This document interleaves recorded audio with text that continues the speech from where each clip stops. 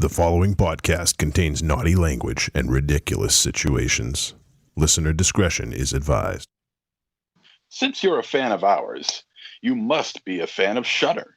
And if you are a fan of Shudder, then come April 18th, which is a Sunday night at 8 p.m., be on the lookout for the return of the Fangoria Chainsaw Awards, in which Jamie Lee Curtis and Keith David and a whole bunch of others are going to be hosting this shindig. So the Chainsaw Awards are coming back. They have Best Picture nominations, including The Invisible Man, Freaky, The Dark and the Wicked, Host, and Possessor. So check it out. It's coming out April 18th. That's a Sunday night, 8 p.m. Check it out. And while you're doing that, listen to us too. Hey, welcome to Trick or Treat Radio.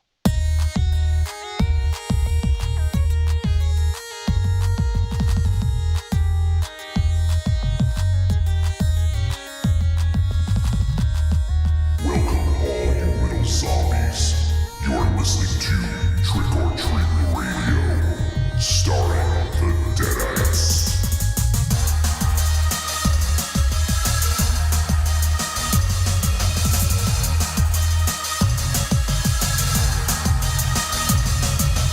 Welcome to episode 454 of Trick or Treat Radio.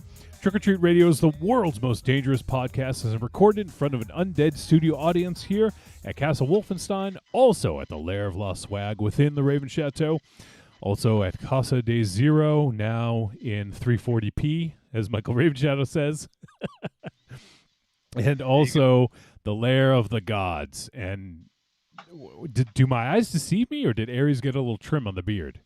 Or is it just your eyes deceive you? Okay. All right. Yes, they do. As soon as you face forward, I see that you definitely did not.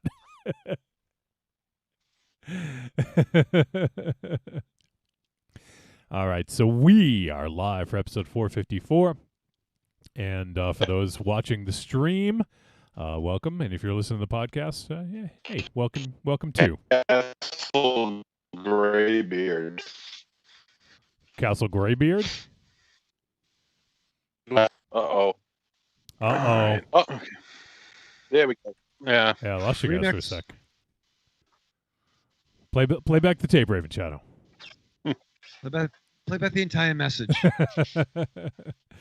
All right. So on tonight's show, we're going to be talking about the film Sun from writer-director Ivan Kavanagh. So we'll be talking about that. And I don't know. Got some other stuff. Maybe a voice message or two or three or four or five. Who knows? Depends on how many we get. And MZ, you excited? You're excited about the Fangoria Chainsaw Awards? How long has it been since they've been televised? Oh God. Well, God. Let me see. Well, I remember 1992 or 1993 might have been the last one. 92 or 93?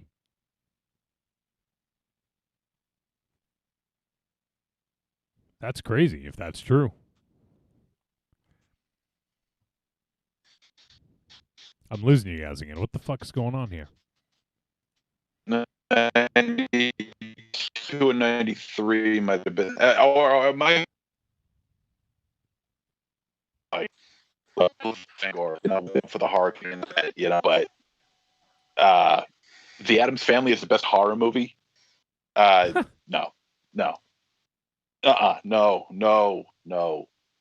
If anything, I think possibly Arachnophobia should have won that year. Wait, what? I think Child's Play 2 is up for that award as well for the best picture. I think Arachnophobia should have won though. What's your problem with Addams Family winning? The fact that you don't consider it a horror, or you don't consider it a good movie? Oh no, it's a fine movie.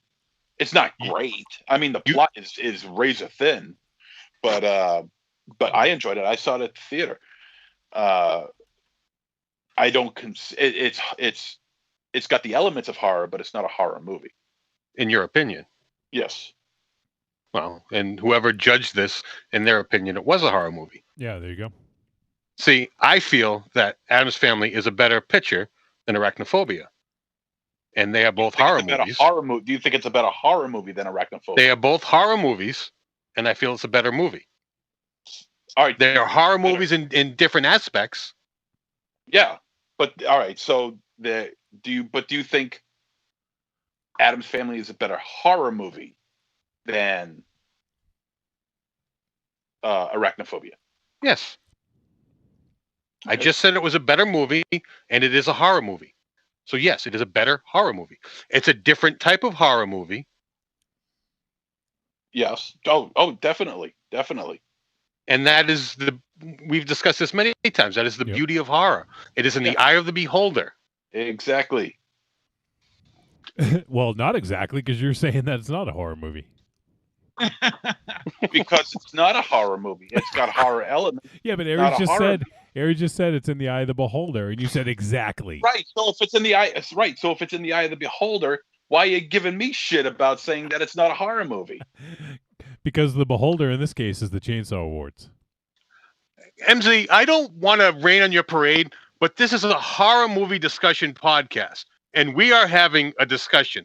I know you and Raven Shadow like to go on your little monologues and eat up all the time. I would rather have a little back and forth. AKA Here's a little argument. back and forth. Here's a Yes, I love to argue. I can't argue with that. You want a little back and forth? Here's a little back and forth. Knock, knock. I knew he wasn't going to play. He's I'll, such a prick. MZ, I'll play. You can increase the water, but you can't make him drink unless it's whiskey. Okay. MZ, I'll play. Who's there? Fahu. Fuck you. That's the worst one. That's literally the worst knock knock joke I've ever heard. Shut up. I'm not in a very good mood. Leave me alone. Why? Because you did your third testicle start to grow in as soon as you got your vaccine? Yeah, it's on the back of my neck. Nah, I got the I got the vaccine, and now I feel like crap. I was feeling good for a little while afterwards, for about maybe like when I got home, because it was an hour drive out to Springfield to get it, Jesus. then an hour drive back. So Did you go Scaricon? Could you not get anywhere closer? no, but let me tell you this: that place has not improved at all. That place is a dump. Holy shit! Holy shit! You went to the same place as Scaricon? Was it the convention center? No, it wasn't there. Just Springfield. It was at a CVS. That's it's so still weird a that you couldn't get one in closer. Don't you think we tried? But I don't care if it. So I'm asking. An hour drive out there, I was going to take it. You know, Yeah. They say take it when you can. Yeah. But anyway, on the drive home, I was feeling okay. My arm was sore, but other than that, I was okay. Then I got really, really tired. Came home, got really tired, fell asleep for a couple of hours, and I woke up and my head was splitting and a little bit achy, and I was just very fatigued, very tired. Still feel that way. And it's pretty normal though, from what I've heard, right? Yeah. I mean, this is like the how would you put it? The travel. This is like the travel pack version of COVID, where you don't get all the symptoms. You only just take a few symptoms with you, and they'll go away in about a day or so. But right now, it's just kicking my ass. Wait till you get your second one. Oh no! That there is no second one. You got the J&J? I got the J&J. Oh, that's not as effective. Well, that's a misconception. It's 100% effective against hospitalization and death. And it's no tears when you shampoo. No, I mean, it's fair. MZ can get all the shampoo in his eye he wants now. You can put soap no more in your eye tears. right now. You'll be straight. No, it's weird. If only I had a connection to the UMass Memorial thing. But no, I'm sure it'll work out. Well, were you running the efficacy tests, Raven Shadow? Do you have inside information that we don't have? I know a couple of fucking people behind the scenes. I got somebody who Yeah? I got someone who does MRIs late at night trying to get me on a list right now. It's fucking. Not working out too well. MRI, the Michael Raven Shadow Institute. The Michael Raven Shadow Institute for the idiot criminally insane. for the criminally insane for the ideologies for the idiocracy.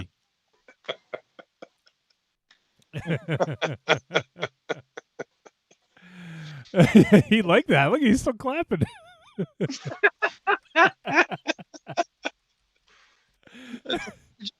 That's funny. MZ had a good one there. Yeah. He was Well, saved- also, I had to go to the doctor's yesterday. I had some minor surgery done, so I've just had it up to here with doctors. up the ass. No, Was not it? up the end. It was. You said it was minor. Everything all right? Yeah, no. It's everything's groovy, baby. Just trying to take care of something. All right. They finally cut his balls loose.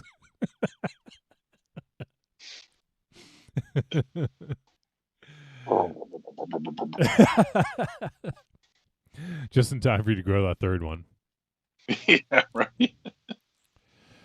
Oh man. So what else is going on? Oh, Raven Shadow, you had a triumphant, as you said, appearance on the Movie Massacre podcast. How'd that go? Yeah. You- Oh, it was very nice. You were on video, Raven Shadow, even though you weren't aware of it at the time. No, and I feel that you were. I listened to the tape again. I feel you were like fucking with me a little bit. Like I wasn't. I said, were you on video? You said, I could see them. Yeah, I mean, I don't know the end result. Like it's like I was in the movie. That's I don't not know. the answer to the question. Were you on video, yes or no? I think so. I'm pretty. That's more of an answer than you gave last week. Yeah, it is true. Yeah. But yeah, no, it was very exciting. I chatted with Corey, Bobby Blockbuster, Evil Corny, and we just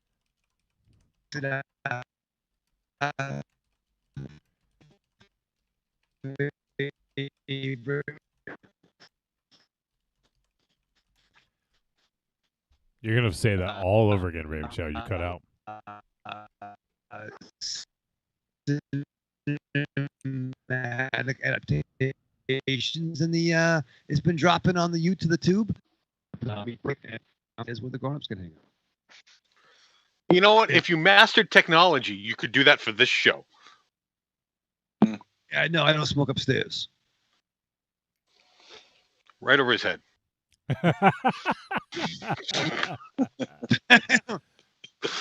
Why am I gonna my life? That's why Johnny is the producer extraordinaire.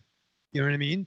And I just click join link when I'm downstairs. Raven Shadow, That's fine. But it was you fun know to what you should do? You need to get like sort of like a space helmet where you can smoke in the studio. Yeah, I mean, what?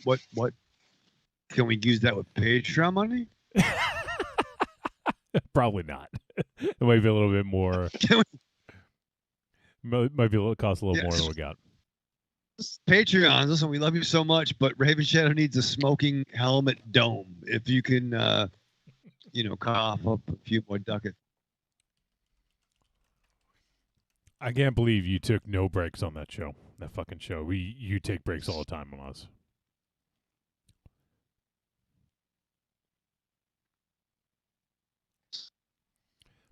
Oh shit! Now I lost him again. Hold on. I'm gonna do. No, you don't have to do that. But no, it was fun. I had a great.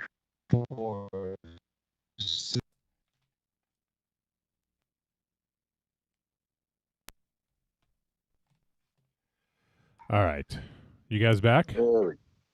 Hey, hello. I don't know what's going on. My iPad keeps dropping you guys, so I'm gonna try something else. Are you guys there? We are here. Yes. Okay, good. I'm just making sure. Yep. All right, so I'm using my cell phone instead. I don't know if something up with the Wi-Fi or not, but actually, Wi-Fi's fine because I'm streaming fine. So I don't know what's going on. On the telephone? On the cell phone? Is that made by the same fruit technology?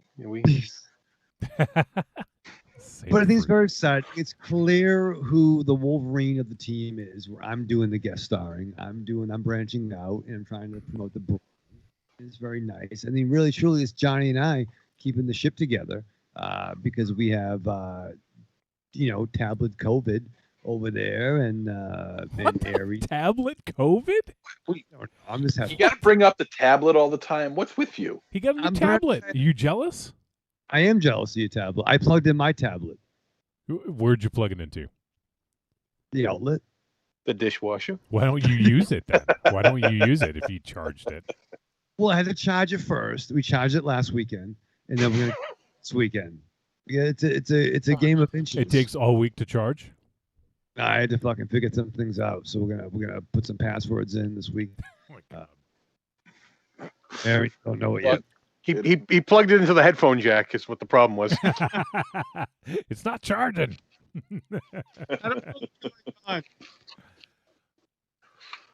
Oh God. But check out Movie Massacre, Heroes Part 1 edition. Part 1? You did 2 parts? I'm not sure. There's a villain part 2. You're not sure. You're not sure about a lot of stuff. I'm not on the show regularly. So You're on this show regularly, and that's yeah, you don't know much about what's getting going on better. there. The movie was this week. I responded quickly. That is true. That's the first time ever that MZ didn't. No, not the first time MZ didn't know, but I think it's the first time ever you were the one to tell someone when they didn't know what the movie was. Yeah, you're welcome. I drew a complete blank as to what the movie was this week. A complete blank. It's So it's funny. Like you weren't the only ones. Like I actually had two people who watch the films regularly. 2 listeners reach out to me and were like, "What was the fucking movie this week?" I did say it, right? You did. I think part of the problem it was just such a simple one word. It was easy just to Yeah. forget and breeze over. yeah, that I was thinking that too, because when I found out what the title was, I was like, we were going to review Sun. I was like, yeah, that's pretty easy to forget, or just skip right by. Unless Just you're married. the title. But no, Double D posted that in the Quarantine Titans chat room, which is very nice because there were some questions. So D was on that. Oh, so you had to ask him. No, I knew. I mean, I'm pretty sure I knew, but if I thought I knew D posted it. Are you taking the credit for Double D's efforts? No.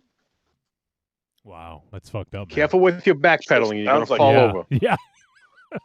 No. Sounds like you are. Well, just like in school, doesn't matter if I got the answers. How I got the answers is if I passed or not.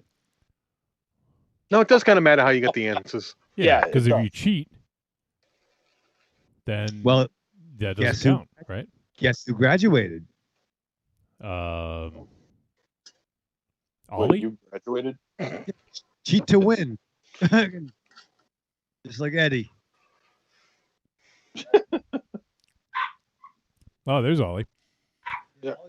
Calling you a motherfucker. Yeah, he's like, you're a lying motherfucker is what he's calling you. Dick. Ollie, tell me So MZ, when you got your vaccination, how did everything go? Was there like a ton of people there? Was it orderly? Was it how's it set up? It was set up pretty good. They have 3 lines, 3 aisles of chairs spaced out about 6-7 feet apart. Because after you get the shot, you got to stick around for about 15 minutes to see if you have any adverse Yeah, effects. So we did that. Everything was fine. The only thing really was a sore arm. That's a killer, man. Oof. But the way they have it spaced out, the way they have it worked, at least in Springfield anyway, it was pretty orderly. You know, not too many people, believe it or not. I expected a line out the door. Me, I just walked right on in and just had to wait for one person in front of me, and Wow. and next thing I know, I'm giving up my information. So They're like it's pretty. social security card, bank account number. Mother's Yeah. maiden name. Yeah. Yeah, What's your password for Facebook?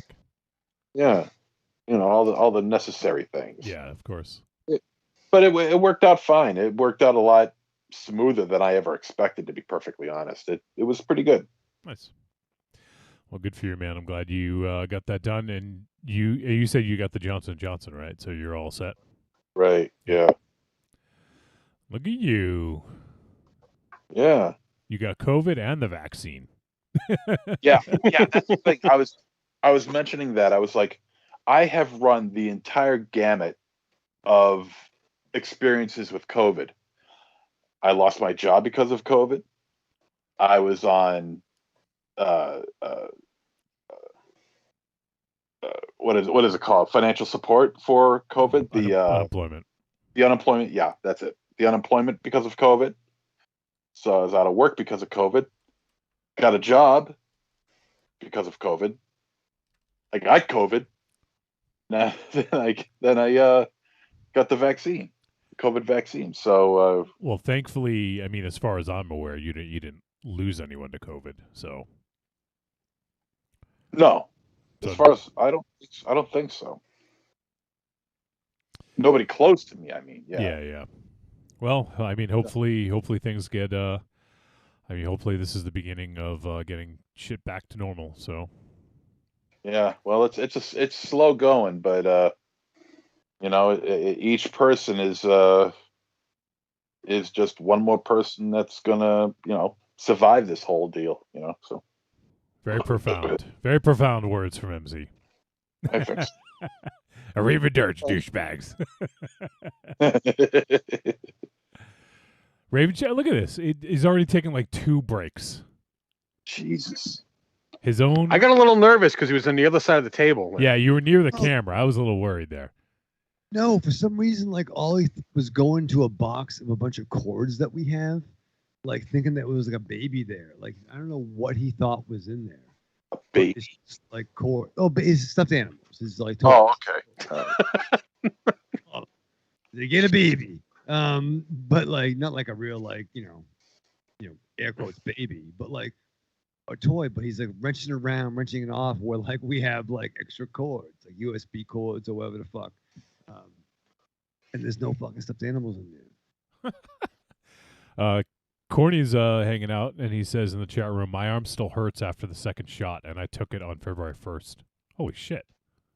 Damn. Someone must just Come on. fucking jab that shit in there. Jesus Christ! Got a running start from across the room. Yeah, what the hell, Corny?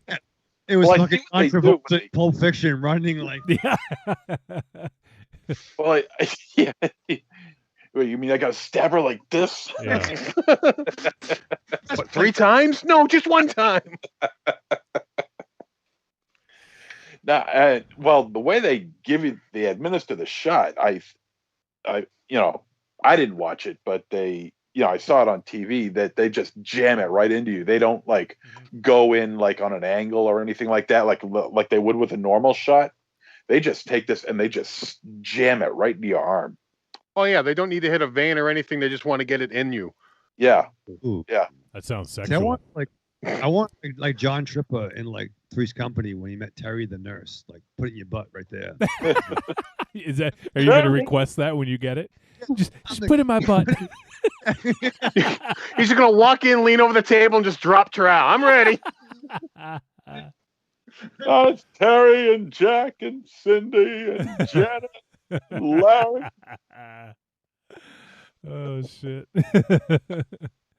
That's a show. I haven't seen that show in fucking ages. Oh my god. Can you Still watch holds it up. anywhere? Is it streaming anywhere? MZ would Yes, know. it is. Yes, it is. Where? Pluto TV. They have a whole channel dedicated to Three's Company.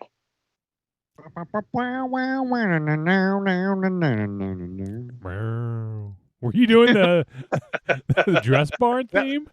That was a little bit dress barn, a little Yeah. bit Three's Company. What the hell? To be fair, I think the dress bomb might have been like, modified from Three's Company. Remember? Come and knock on my door. Come and knock on Kissing hers and his. Three's Company too. I was gonna mention this to you guys. I was watching. So someone recommended this series to T Dog. It's called The Secret of Skinwalker Ranch. Have you guys ever heard of Skinwalker Ranch? Okay, Sounds like a whorehouse. Jesus. Christ. Well, anyways, it's in Utah, and it is one of it has like probably one of the places in the world, or at least this country, that has the most like sort of like paranormal extraterrestrial activity going on it. Like there's like a shitload of it.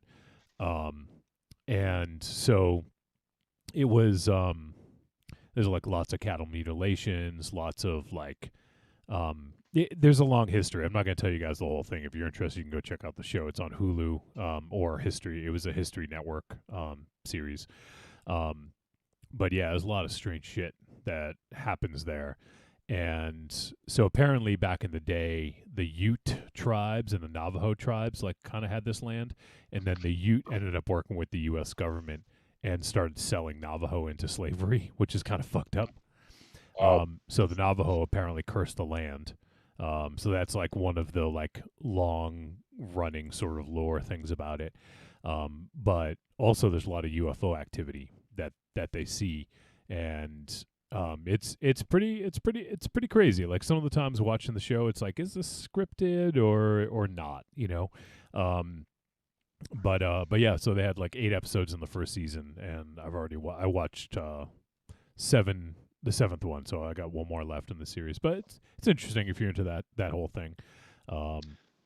Paranormal. It's kind of like, it's more like extraterrestrial, but they don't really know what the hell's going on. So it's like a lot of like fucking weird shit, Where is it? Hulu. No, I know. I understand the platform, but the location. Utah. The job. Utah. We should go. Yeah, let's go. It's private. I don't think they're gonna let anyone on there. It's in like northwest Utah, or northeast. I'm sorry, but it's technically not that far away from Area 51. I guess it's called Area 54. That's a fucking party. Yeah, I mean, like, alien, jumpsuits like John Travolta. Like all fucking aliens getting tweaked out on fucking Below. Man, that's a fucking show, right? Yeah, Studio 51, right? Or would it be Studio 51 or Area 54? Ooh, I'd go Area 54. Area 54. Area 50. all right. Area 54. And we have like aliens doing blow and like fucking dancing. Yeah. Yeah, like E.T. with his big neck, fucking doing lines, fucking shit like that.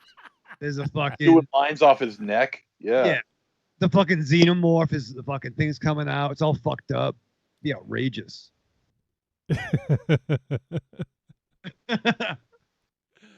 What's it called? Shit. Area 51? Area 54. That's our show. We're gonna have like there's gonna be like disco music and like celebrities and mingling with aliens and shit. Yeah, it'd be like Blondie and a Predator, and maybe like Jeff Bridges Starman would be there. Who used to go? Like, who were some of like the people who used to go to Studio 54? I mean, definitely Bowie. I mean, like all the doing the 70s. Bowie would be there. Yeah. I think anyone from the late 70s, early 80s. Yeah. Anybody who was, you had to have a certain. I mean, if you were a celebrity, you had to have a certain look or style about you that really like resonated. Andy Warhol. I'm looking at pictures right now. Oh yeah, Warhol. Yeah. Peter Gation, that was the fucking club. You know, that was fucking dope. I think it's Brooke Shields. Is that her? Yeah. Brooke Shields. Yeah. Oh man. Yeah, John Travolta, like Sly Stallone. Yeah. Hey yo. He'd be, but Studio like 51. that's kind of funny, right? Get aliens, get like fucking. Who else is an alien? Alien. Alien. You already said the alien under its appropriate name. Oh, fair. Technically, it's a xenomorph, John. So, anyways, it's Yeah, and picture the xenomorph done up in like gold lame bikini underwear and shit like that. No, I'm picturing him from Spaceballs with the top hat. yeah, top hat, yeah. Better have Omaha. Yeah, it's Sick. He's got a baton and Putting on the Ritz. Oh shit, that would actually be a really good fucking Halloween costume for someone to do. the xenomorph from Spaceballs. Yeah. Yeah. fucking killer clowns from outer space could be there. You know what I mean? Like critters could be there by the bar. Yeah, like I would imagine like Carrie Fisher being there and Oh yeah. Harrison Ford, Mark Hamill, they would definitely be there. Oh, yeah, well, two out of them would be doing blow for real. Just, Yeah. Would Luke and Leia do blow off each other, Raven Shadow? Is that allowed? well, according to Lucas, yeah, that's what fucking twins do. Twins do. Maybe twins in a galaxy far, far away, or maybe the rules are different there. You ever Right, think of that? Right, because my twin sister should lay at my feet like a fucking Frazetta painting. What the fuck? Kiss for luck all the time. That's fucking weird, man. What? When did Weird. she ever lay at Luke's feet? Like I have the fucking poster in my fucking hallway, dude. You've seen that? Oh, you talk about the movie poster.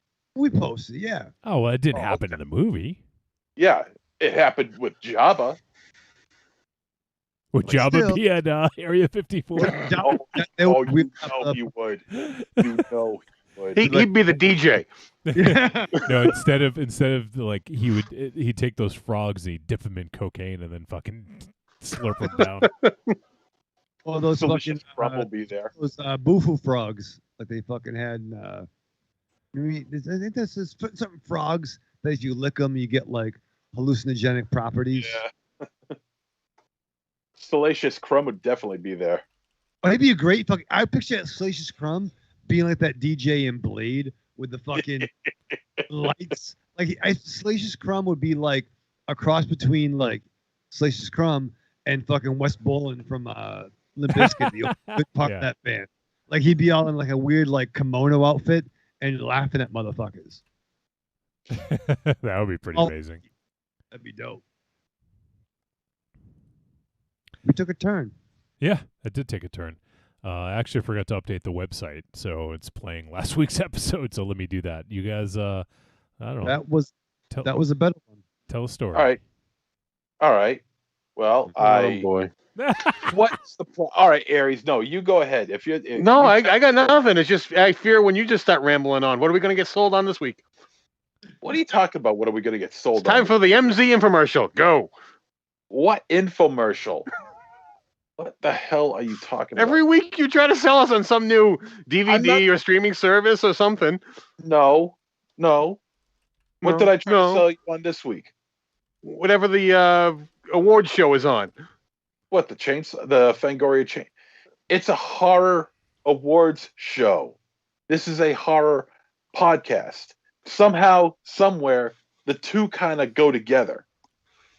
Yes, but you take it a step further beyond just mentioning it to promoting it and really just like you get a cut is what it seems like. Oh, I don't get it.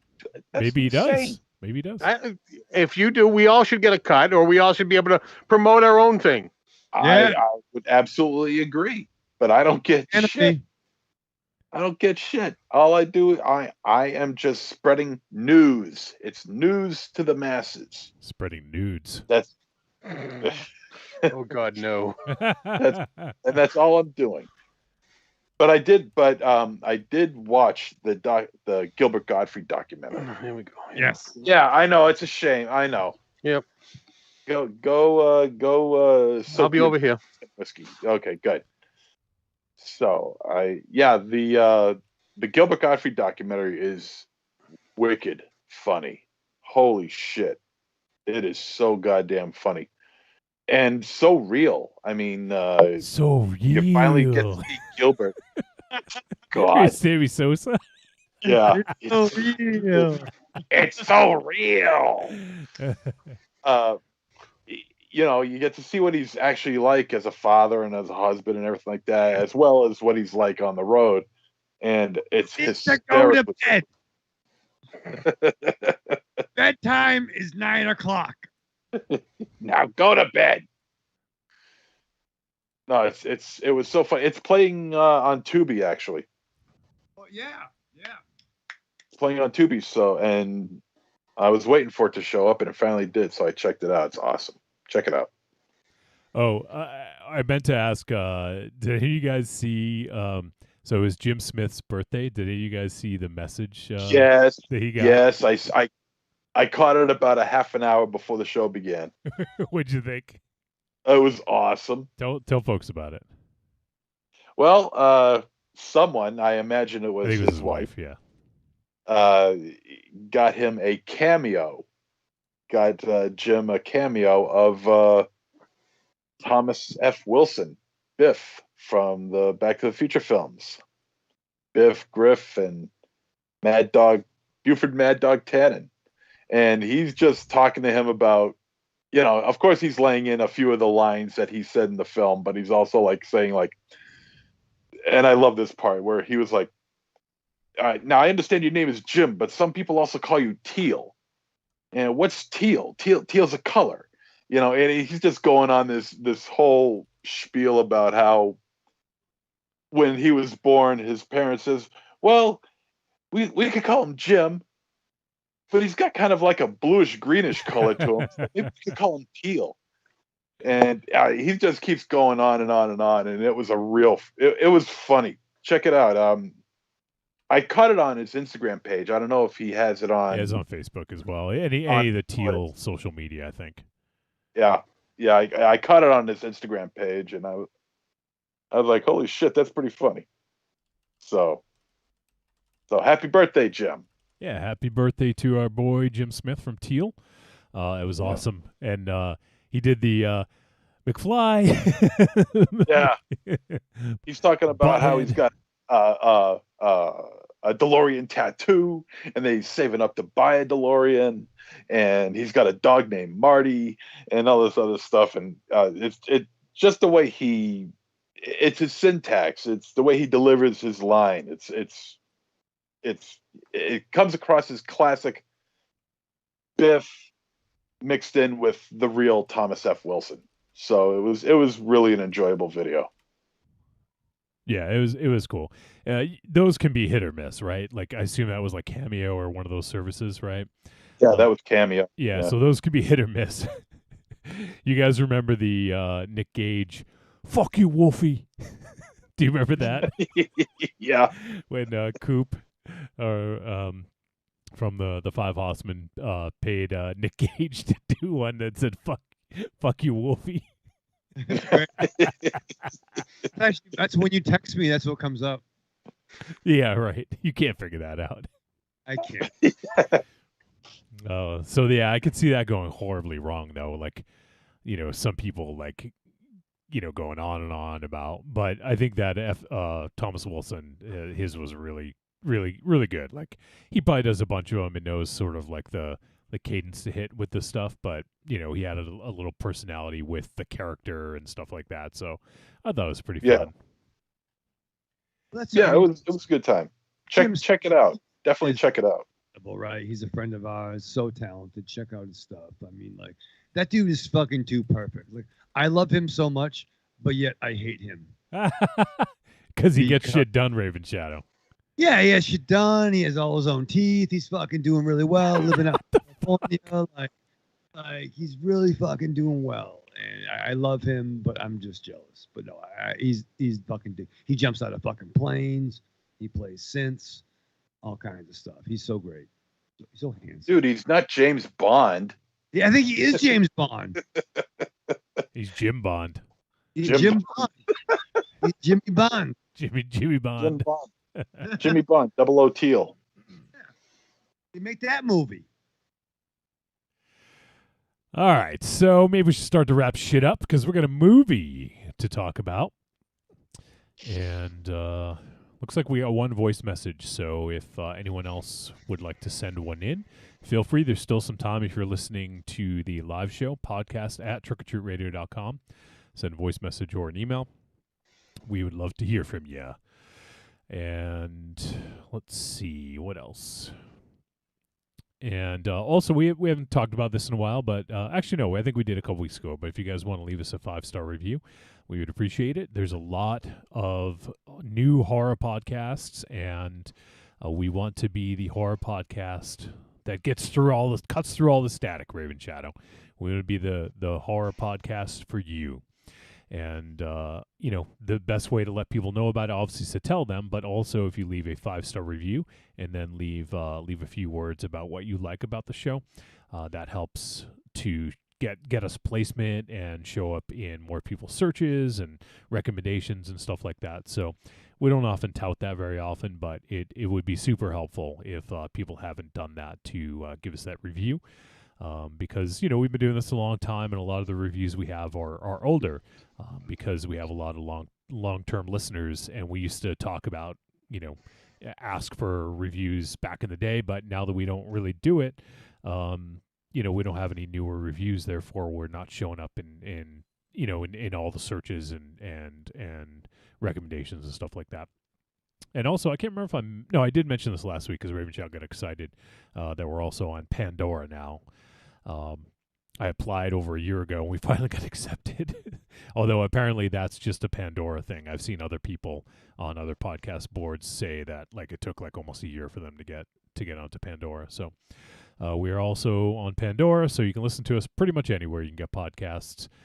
That's Apple Podcasts, Spotify, Stitcher, Pandora, wherever. Pretty much everywhere. Oh shit, D-Rook's checking in. He says, "Hey, my Trick or Treat Radio brothers. I hope everyone has been safe and well." Yes, D-Rook. Miss you, buddy. Hope you're doing well, man. Hope the pandemic's treating you okay. And Creepy Girl's checking in, saying, "Hey ho." Hey. I think you said something incorrectly, MZ. That's Creepy Girl, I said. Oh, hey, babe. All right, thanks. Better? All right, so, but also if you guys want to help support the show, you can do so a number of ways. First and foremost, the best way to help support us is directly through Patreon, patreon.com/trickortreatradio. And you can join for as little as $2 a month, and that will get you access to the blackout tapes when they happen. Raven Shadow hosted a blackout tapes a few weeks ago that spawned a fucking super team, apparently, right? It was the genesis and the formation of the team Extreme coming to you in this post-COVID world. You're just trying not to use the word that you stole. I don't think I stole anything, Johnny. I may have appropriated. That's you don't want to do that. Misappropriated. Yeah. Yes, yeah. Manifest destiny. Okay, Oh, Jesus. that's a bad thing, but still a thing. I'm not sure what I stole, but I may have borrowed. Maybe I would have utilized. I'm not sure what happened. You But use we're a just- Legion of Zoom now too. Double D's working on some stuff. He's got some. Yeah. He's got some connections on that. That's pretty fucking funny, Johnny. Still, I laughed. I laughed yesterday in the bath about that. In the bath? Yeah. You take a bath? Well, All right. bathroom. What's the difference between the bath and a bathroom? I'm just shortening it. There Take you out the go. rest. That's all right. Hey, nothing wrong with taking a bath. Go ahead, Johnny. Continue, Johnny. So Raven Shadow does the blackout tapes every now and then, and paying that $2 cover charge will get you into the blackout tapes whenever they occur. Also get you access to the Discord server. The Discord is the main chat room is free for anyone. So if you guys haven't yet joined, go ahead and check out the show notes of wherever you're listening to this show, and there's a link in the show notes there. But if you want exclusive access to more chat rooms and to some of the voice chat rooms, then you want to go ahead and join through Patreon. And we also do exclusive episodes monthly, and we got to record our new episode for April. So we will be doing that shortly, and we'll get another episode up on there soon. And then also we have to get back to doing the Patreon takeovers. We took a month off in March because we had episode 450, but we're going to get back to the Patreon takeovers as well. And if you guys are interested in doing any of that stuff, you can do so through Patreon. Just check it out. Patreon.com/trickortreatradio. All right. Also, you can go to trickortreatradio.com, our home base, the mother page, Raven Shadow, the mother load, right? Whoa. The mother box. The mother box, yeah. You can head on over to trickortreatradio.com, scroll down on the front page, and you're going to see an Amazon logo. Once you click on that, it brings you to Amazon. It inputs our affiliate link. Everything you purchase in that session, purchase to your heart's content. Buy as much as you want, and it won't cost you any extra, Raven Shadow. But it's another way to help keep the lights on. That's right. Did you take your headset off so you didn't have to it was just coincidental. I got something in my eye. It's driving me nuts. I thought he just was really against hearing Raven Shadow say No, that. it was just perfect timing. Something flew in my eye, and right at that time. There you go. I was so offended. I'm like, motherfucker, I am pimping the fucking thing right now. I'm not even doing my own shit. But I've done far worse to you at far worse times, and that's what offended you. It was. I was getting anxiety. Although, Raven Shadow, I am proud of you for not taking a break while we were doing that. See? See? See what? God. Yeah. He's patting himself on the Yeah. back there, yo. Fucking Barry Horowitz over here. You could wallpaper that room with all the participation ribbons you think you deserve. Praise me. Jesus. Yee. So yes, you can head on over to such a high opinion of himself. You can head to trickortreatradio.com, use the Amazon link, and we know you buy a lot of shit on Amazon. Most of us do, especially in the pandemic. And if you use our link, we get a little cut. Also, if you guys want to check out the greatest hits of Trick or Treat Radio, volumes 1 through 3, you can also check those out on trickortreatradio.com. Click on store. And, we've been doing the show for 8+ years. If you don't have the time to go back and listen to every episode, why not just check out those greatest hits? Because you can hear the highlights, the lowlights, the midlights, the everything in between, the arguments, the interviews, MZ telling someone to put something in their CH, C holster. Oh. We haven't heard that one in a while, MZ. Hey, well, if things keep going the way they are, you might hear it again. So check out the greatest hits of Trick or Treat Radio volumes 1 through 3. All right, Raven Shadow. So you sit down and watch the Sun, or Sun, not the Sun. It's not Red Sun either, Raven Shadow. Do you think you were going to get into some Superman action here? I was confused, Johnny, because I'm like, yo, where's fucking Kal-El in Russia going on? That's not happening. Oh, shit, Sons. Maybe it's like Jax Teller coming back, fucking Sons of Anarchy, that program on the After the X, but no, it wasn't. But I guess, I do love comedies, and I like comedies with passion and plucky spirits. So I get excited. Maybe I'll have a nice little fucking jovial romp. This movie doesn't really have passion with a plucky spirit. So I was a little bit surprised, but you better believe before I got to the end game, I strapped on. The following message is a paid advertisement for the Cult of Muscle podcast. The Cult of Muscle. You're either in it or you're dead. It's the dawning of a new age. The halls of Valhalla have been shuttered. The heroes of yore have either retreated to the shadows or taken to capering for the amusement of the small folk. Their past glories a distant memory. The barbells have been torn from their once puma-strong grips. the beards shorn from their square jaws, only to be transplanted onto flannel-clad, puny weaklings with fingers barely powerful enough to strum a ukulele. The time has come, my brothers, to restore order from the chaos. No longer will our heroes be forgotten. No longer will their great deeds be viewed through a foggy lens of irony. Hear now our rallying cry as we scream it from the mountaintops, as we bellow it from iTunes and Libsyn and Facebook. It's time to join the cult, my brothers. So don your cloaks and enter the cult of muscle. Thank you guys for having me on. It's a blast. You guys are awesome. Thank you so much. And, Trick or Treat Radio, man. That's where it's at. That's the new Fangoria Radio is Trick or Treat Radio. No. Don't say that. It's like, you really put us under. It's like swearing in church. I don't know. You just jinxed us. Yeah. you put a lot on our shoulders just now. Well, we can strive for you greatness. You guys are awesome. Yeah, you really are. You got a great show. Oh, delicious nerds. Ms. M knows you like to chat it up with other sexy shut-ins about comics, movies, video games, and your favorite TV shows. If that sounds like you, cuddle up to the Trick or Treat Radio Facebook group, or the FIB. That stands for Fan Interaction Board. Just go to Facebook and search for Trick or Treat Radio and have more fun than a Jedi at a lightsaber sale. Not enough? Watch us on YouTube, The Deadites TV, all one word. Last but not least, check out the world's most dangerous talk radio show, Trick or Treat Radio, at trickortreatradio.com.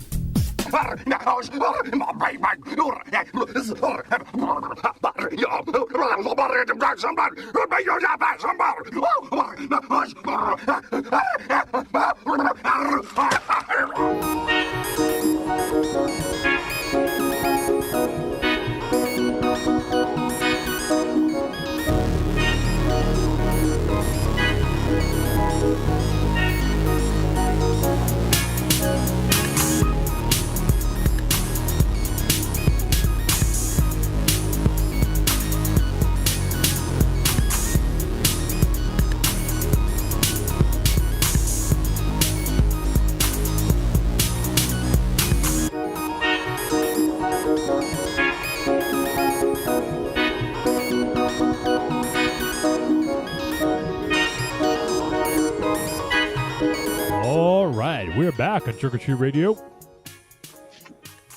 And it is time to talk about a movie. And that movie would be Sun. Sun is not rated. It is from 2021. It got a VOD release in early March. It is 1 hour, 38 minutes. It is written and directed by Ivan Kavanagh, and the film stars Andy Matichak, Emil Hirsch, Luke David Blum, Cranston Johnson, Blaine May, and J. Robert Spencer.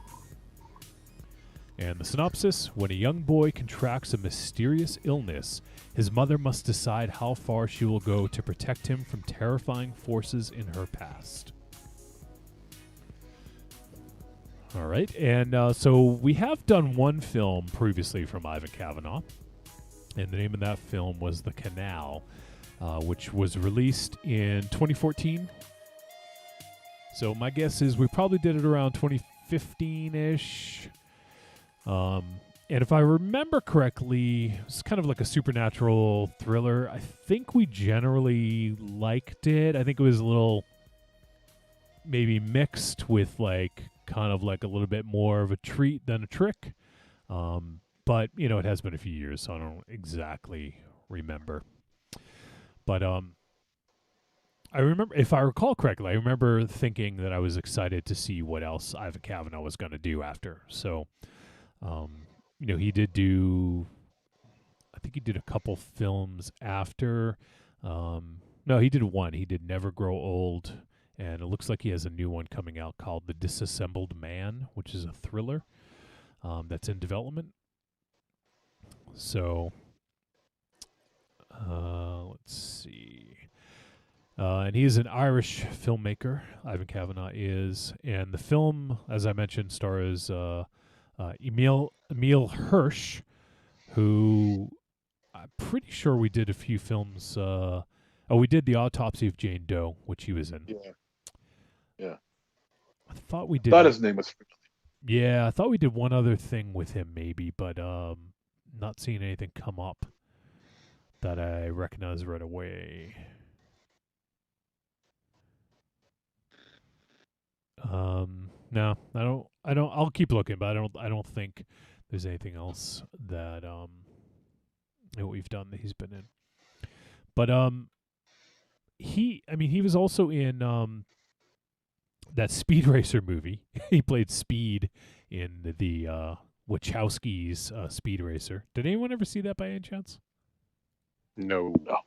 No, I didn't either. I really didn't have any interest, but I don't know. I don't know anybody who did. And I hadn't seen the lead, Andy Matichak, or Matichak. I'm not sure where's the emphasis, but apparently she is in Halloween, the Halloween reboot that came out a few years ago. She played the character of Allison. I can't remember. Did you see it, MZ? No. Oh, I didn't think so. But she must have been. Look who you talking to. She must have been the daughter. Now, are we talking the Rob Zombie or the No. sequel that just came out? Okay. And also, I'm looking at this. She's from good old Framingham, Massachusetts. No kidding. Yep.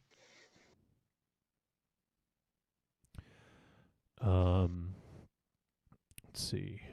Oh, but it looks like she grew up in Illinois, but she was born in Massachusetts. So there you go. Good on her. But so this one may be a little difficult to navigate around with spoiler stuff, but we'll, as always, we'll try to do our best. But so I'd heard some decent stuff about this, kind of like some of the festivals, and it looked kind of interesting. I know we've done our fair share of horror films with annoying children. Comes to mind Babadook, right? MZ. Yeah, if you want to remain single for the rest of your life, you have a kid like that. Jesus. So, but I didn't think that David was all that annoying in this. He reminded me of a cross between Jonathan Taylor Thomas and the actor who played Tanner Boyle in the Bad News Bears. I could see that, I guess. He had good hair. They're gonna put that on the box art. Yeah, the kid had good hair. Kid had good hair. Michael Ravenshadow, Trick or Treat Radio.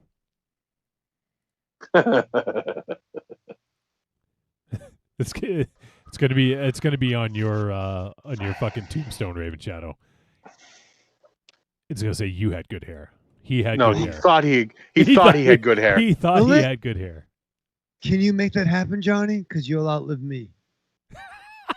Why don't you put it in your will? I can chisel that on myself. He thought he had good hair. I'll put that right on the front. No, leave the thought on. Leave the No, thought no, on. no. It's like when you get like a wire, right? You can only have paid by the word. So leave out the thought. That's like actually like $5. No, I'll do it for free. Oh. I got a hammer and chisel. Put pals. Oh shit!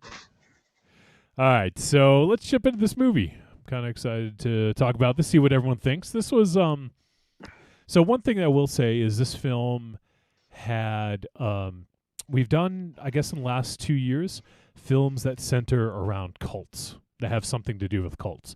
And there is sort of an element of that here. It's not a spoiler. It's just part of pretty much right from the beginning. It starts out with Laura, who is played by Andy Matichak, and she is on the run. You can tell, like, she escapes from this sort of cult commune, and she's pregnant as she's doing so. So you can imagine there's some, maybe some interesting stuff happening at this cult. I mean, it was terrifying. I mean, that scene with like don't come out. She didn't want the pregnancy to happen. Right. You know, it was like it was pretty emotional, right? Like it was, you know, she didn't want the baby to come out.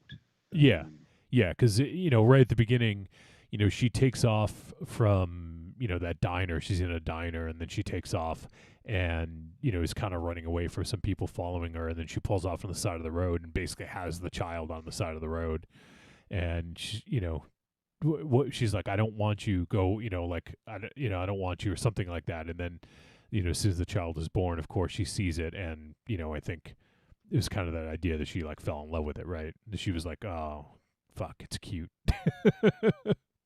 And that's instinct and a feeling that it's fair to say that none of us can even fucking hope to fucking understand. One of us can. But no, not even from a parent perspective, but to have a child. Like, we don't fucking know what that's. Wait, to physically give birth. Aries birthed the child. Well, he is the god of war. Hurt like hell coming out of my dick hole. I mean, I'm not sure how it happened, but I got some questions. No, I as amazing as Aries is, I don't think he bequeathed a child. He had a part. He played the role. But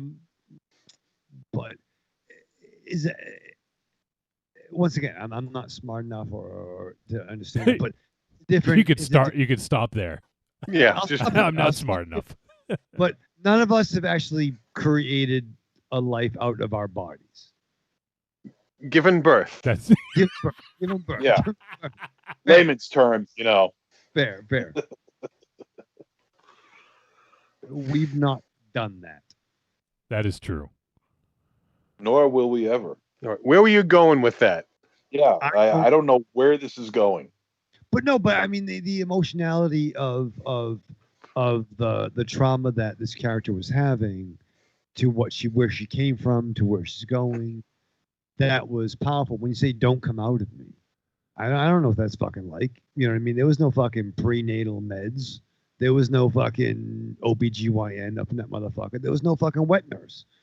You know what I mean? It was in a fucking car. You do realize you're just rambling on about a woman giving birth in a car. Well, no, I know you don't know how vaginas work, Monster Zero. I understand. But but I think the emotionality of not wanting something to happen is a thing, right? And I'm not smart enough, but Johnny, jump in. I think that it's just kind of it is. Yeah. Aries. It is supposed to speak to the trauma that she suffered in the conceiving of this child and what led up to her fleeing. That is what they're trying to relay in a matter of minutes with this scene. Yeah. They did. I think they did. I mean, I think they did a pretty good job of conveying a lot in a short period of time to set this up, because the bulk of the film, kind of revolved around the relationship between the mother and the son. So I think that they did a fairly decent job of kind of getting to the crux of the matter, because you could tell right away she didn't want this child, but then when she had him, it was like, oh shit, yeah. I can, like it was that whole thing where she knew that she had to care for this child at that point in time, right? Yes. Yeah, the first 20 minutes of this film, they crammed so much information about, not a ton, but it moves at a pretty quick pace to try to get you to like a status quo. Well, yeah, that's just it. That's just it. They give you so much information in such a short period of time. Yeah, it's does that play itself out in the long run? We'll see.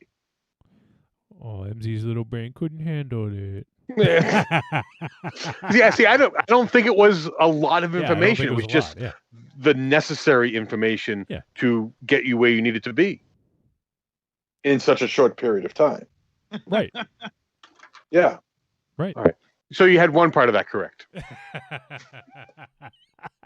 If you say so. You're gonna fucking nitpick me, I'll nitpick you, motherfucker. Yeah, I'll nitpick you right back, asshole. Wow. We just got to be a fucking nitpick fight here.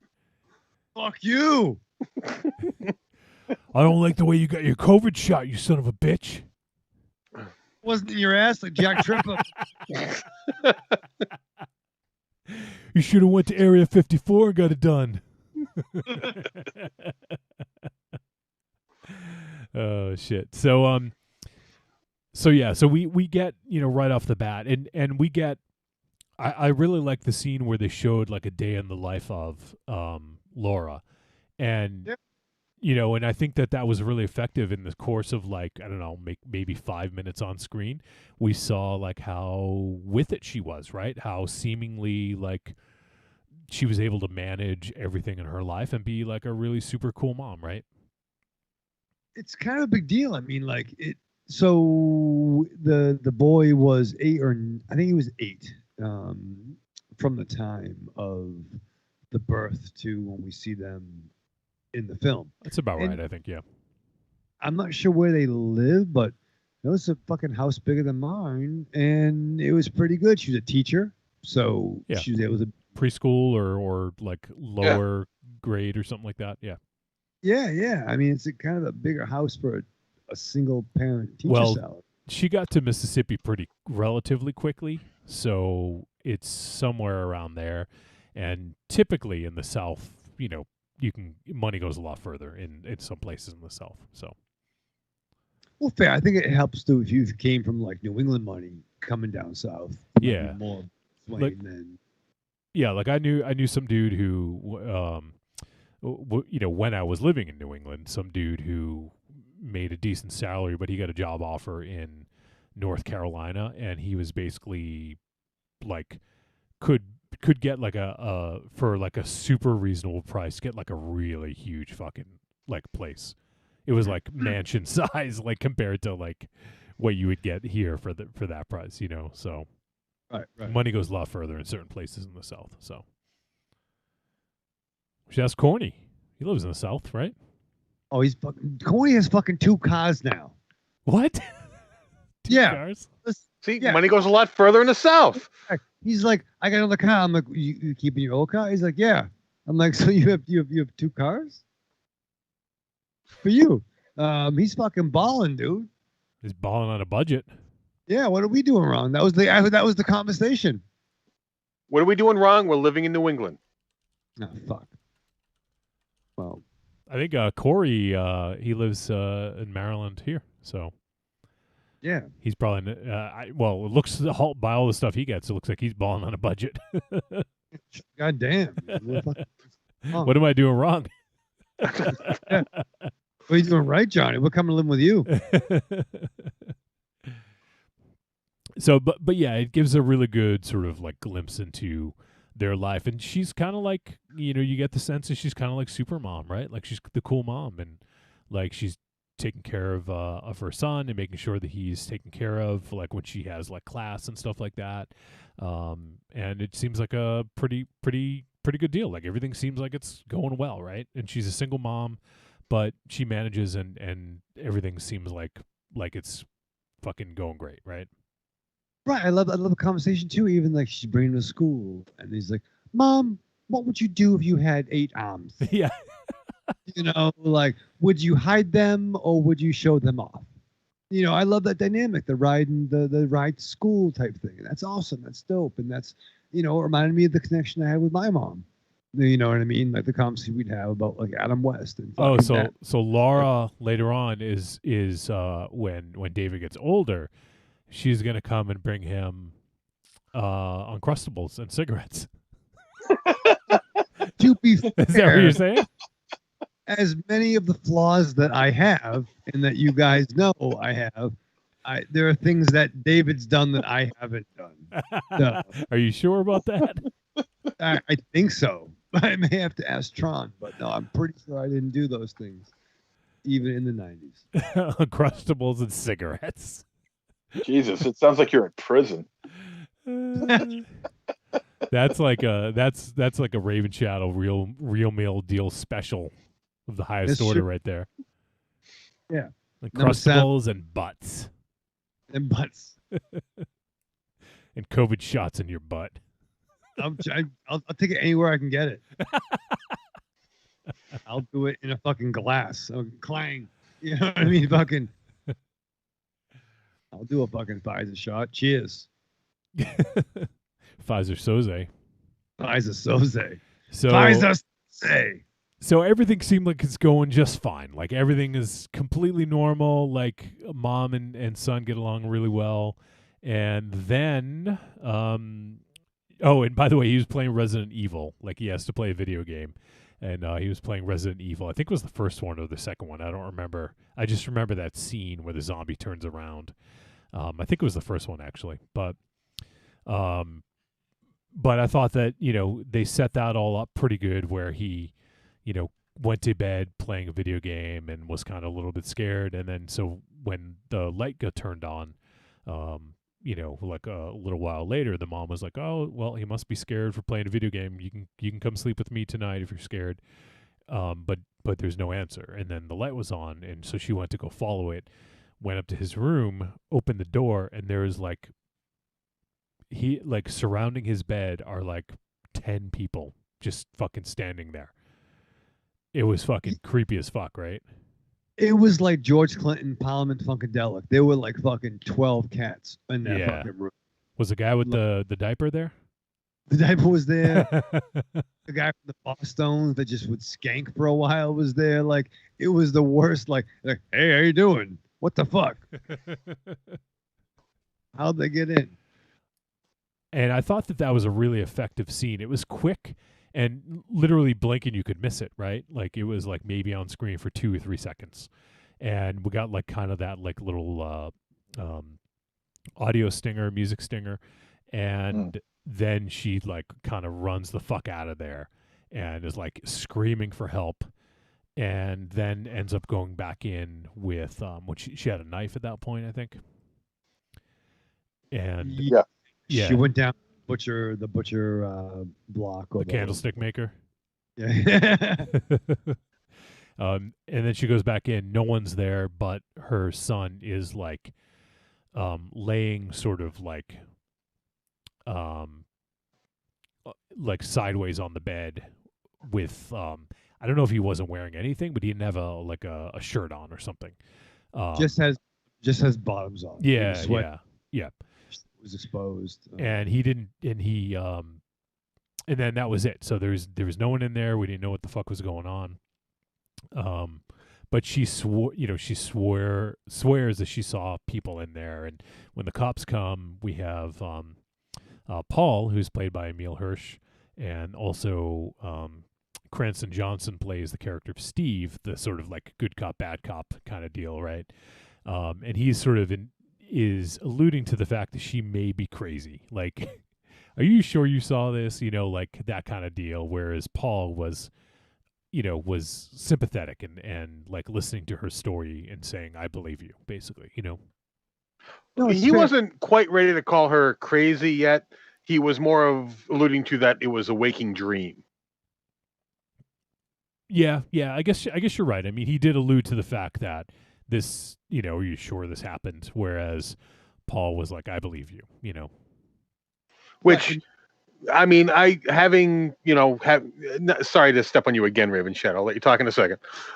Having stepped into my child's room in the middle of the night after hearing a weird noise and finding him perpendicular on the bed with his shirt backwards. I mean, walking in and finding your child like that is not that uncommon. Children do the weirdest things when they're asleep. Yeah, and then so after that, obviously we get this whole people were there, she's freaked out, and you get the sense, I don't think it's clearly stated because she doesn't talk about her past, but there's the kind of allude to maybe the fact that it could have been this cult that she ran away from, right? That is sort of maybe in the back of your head. But we don't really get a lot of that information, so we don't know much about it. We just know that she's having these dreams or these visions where it says he is coming, and then there's and they kind of intensify and get more frequent as the film moves on. But it's her sort of laying in this bed with the symbol over the bed, and we keep getting that, and then we see that this is coming banner as it kind of pans away from the house. So we get these sort of visual cues, and you kind of assume, well, at least I did, I don't know about you guys, kind of assume that maybe that is involved because she ran away from these people. And then after that, her son David is pretty fucked up. They can't tell what the hell's wrong with him. She brings him to the hospital, and he's just like kind of flipping out, and almost like he's going through like withdrawals as like a drug addict. Like that's kind of like maybe the best way to explain it, where he's like shaking and he's just having like what looks like seizure, kind of seizure-esque type behavior. Yeah. But something's wrong, and then the doctors basically say, we have no fucking clue what's going on here. We've tested him. We see nothing. There is no evidence of any poison or anything like that. We have no idea what's going on, but you should be prepared that he may not wake up. He may go to sleep and might not wake up. Right, and I think that was very telling too. Even the interaction when it was Paul, who was and Paul and his partner. I know I made the joke before, but they were kind of like made for TV Falcon and Winter Soldier, right? Like he definitely had a Sebastian kind of vibe to him. And the way he asked the questions was the good cop. It was like, so, we didn't have any prints and there weren't any signs of forced entry, but yet you think you had 10 people in your son's room. Right. Where the made for TV Falcon was like, motherfucker, like, you fucking crazy bitch. You know what I mean? Like they were working back and forth. But even you didn't think he was completely sold, but he was trying to like get her to maybe give more information. Yeah. To it, in a nice kind of way, but there was something definitely askew in the investigation. Yeah. And then from here, we, he is kind of like in and out of the hospital. Like one day he's kind of like miraculously better and he's fine. And then the next day he's back in the hospital. I think it was like he went twice within 48 hours and he was back in there. Yeah. Right. Yeah, but it's not just the health aspect. It's also his. Well, I mean, it's part of the health is that his appearance. He would have these scratches, scars, and digs in his skin, and next thing you know, I mean, not only is he fine, internally, but externally as well. The scars are gone, the scratches are gone, the digs are gone, all unexplained. Yeah, and and then when he sort of gets worse, he does have these like I don't even know how to.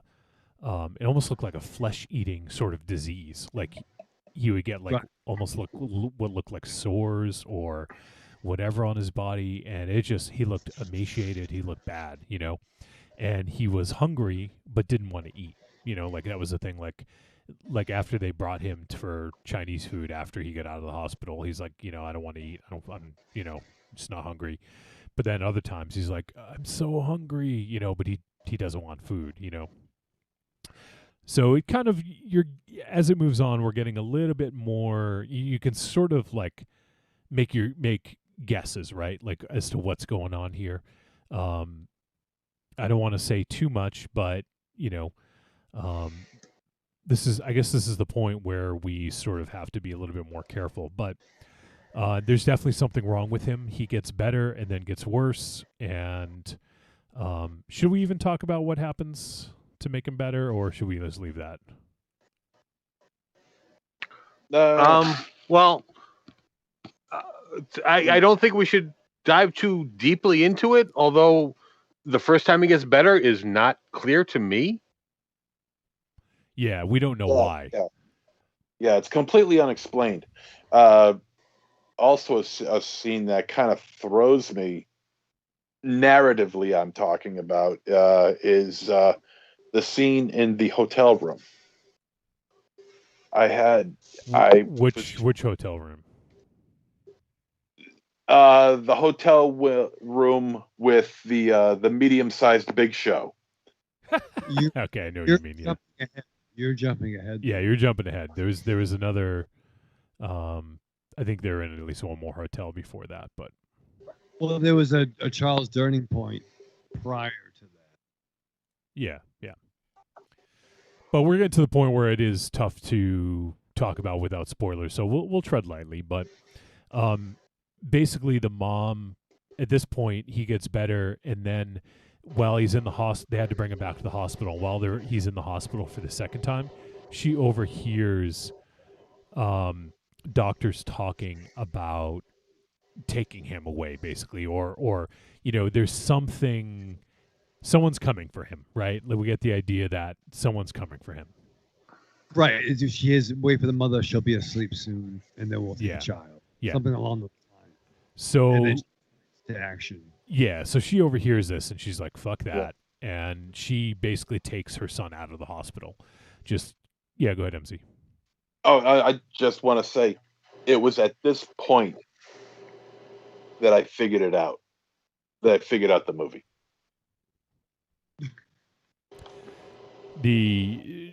Everything, like, with the way it ended? For the most part. But the scenes where, like you guys talk about with the doctors and everything, that's when I had it figured out. All right. I think that there was a couple different ways it could go at that point. Like, I saw like maybe 2 or 3 different ways that it could go. And I actually liked how they presented a few different options that could have been possible, So I actually like that. I think that it was hard to tell exactly where it was going to go. I mean, that was one of the possibilities that I foresaw. Maybe not exactly the way it happened, but, that there was a possibility that I saw there. But I think that's the thing, is it kept you guessing until the end, where it wasn't quite clear. Obviously, if you guessed it, I'll give you a fucking medal if you want. But, but it's one of those things where it's not explicit. Like, did anyone else, Aries, I know you typically are good at kind of figuring these things out. Did you have an idea where it was headed? At that point in the movie, no. Okay. So, it's one of those things where you might be able to get a glimpse of where they might be heading, but I think they did a good job of adding multiple pathways that it could go here. So the mom, Laura, takes her son David, and they basically head out, and they're going to go look. She's basically digging into her past a little bit and is going to find someone that she grew up with who was with her at this cult. And so that kind of sets off this path to Mississippi, where they head down to Mississippi. And, there's maybe some questionable mothering. But she's doing everything she can to try to save her child, right? Like, I'm not sure you bring him into like a drug den, or some of the places she brings him, but she really kind of has no choice at this point. So I don't fault the decisions, like, I think she did what she had to. But she's somebody that's a survivor. Yep. And she survived this backstory. And I mean, it's fair to say that the opening scene, that takes some fucking stones, right? I mean, like, she fucking... Oh, yeah. Did things that the average person, couldn't fucking do. And she's going back into that life, or retracing her steps.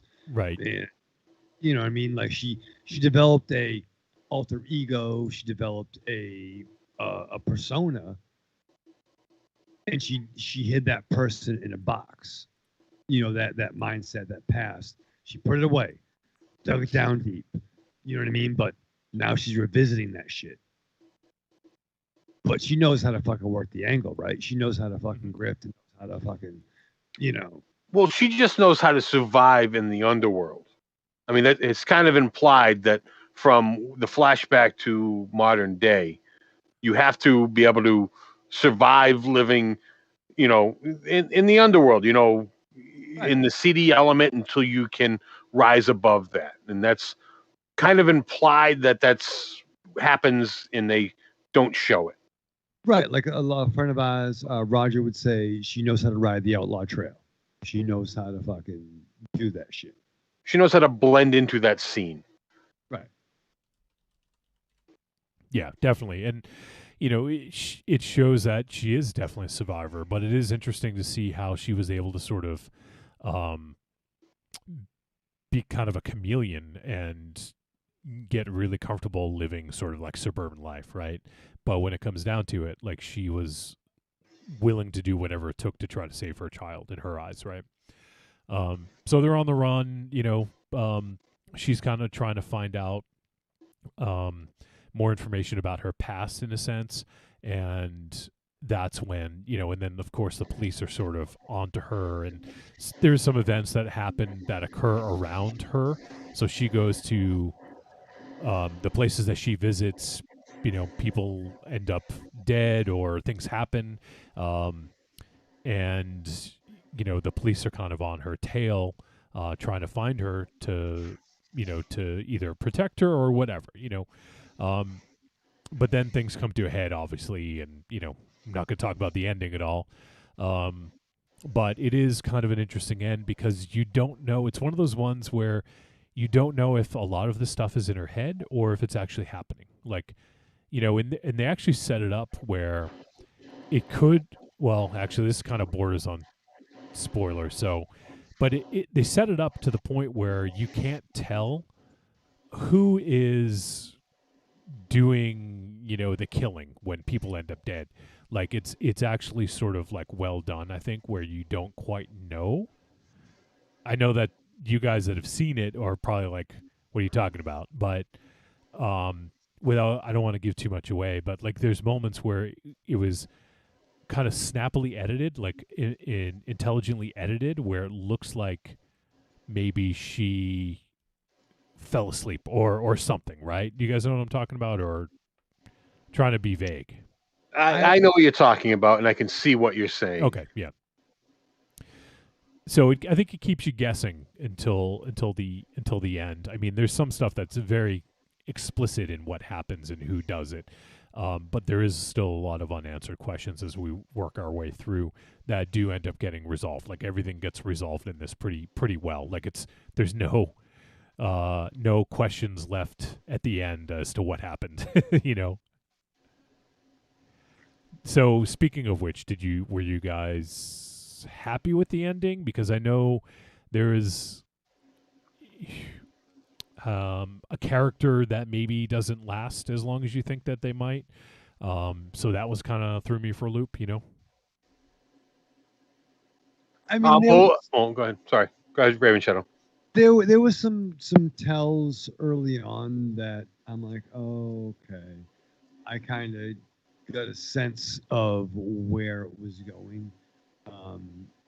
I could probably make some references to other films that I'm not going to do, but I think this was a nice modern take on some things we've seen before.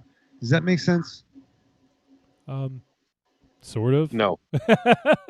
No idea what you're talking about. I'm sorry. Well, I think I know what you are talking about, but if we start getting into it, then we're going to get into spoiler territory. So yeah, pick up your phone and type into the chat what movie you're talking about, because I really have no clue. No, there are. I caught references to two. Thank you. Movies, that this is. In terms of characterization, in terms of narrative, in terms of style, I caught two movies that this movie is referencing from or borrowing from. Now, whether or not they did it well, honestly, I don't think so. Because I'll be honest, man. 15 minutes into this movie, I was sick of it. I was done with it. I was just fucking done, man. It was annoying as fuck. Okay. First of all, let's get into the post-production part of this Let's movie. get to it. Yeah, come Oh, on. here we go. Here we go. Hats off. Come on now. The audio for this movie is some of the worst I have ever heard in my life. Okay, there you go, Aries. It is terrible. The audio is all over the place. You get the dialogue, okay, but the dialogue is soft and slow, and you don't want it to raise above 5 decibels. And it's all for a variety of reasons, either because people are tired, or people are not wanting to wake people up, or maybe it's a secret, or maybe they're just talking like you should normally talk, but for some reason it's kept really, really low. And then boom, you get these loud stinging audio musical cues that just totally interrupt anything you got going on here. So you got the soft dialogue with the loud music, the loud sound effects, loud everything, soft dialogue, pain in the ass. I had to keep turning up and down my TV, the volume on my TV, so I can hear the dialogue, but at least also not shatter the fucking windows in my apartment when the musical cues hit. Okay. Second of all, the performances in this movie. Okay. The performances in this movie are good, provided that they're not in this movie. All these performances feel like they they fit much better in another kind of film, in different ranges of film, uh, certain genres or whatever. But for some reason, they're all crammed into this one movie, and it makes everybody just so uneven. It's annoying as hell. I hated it.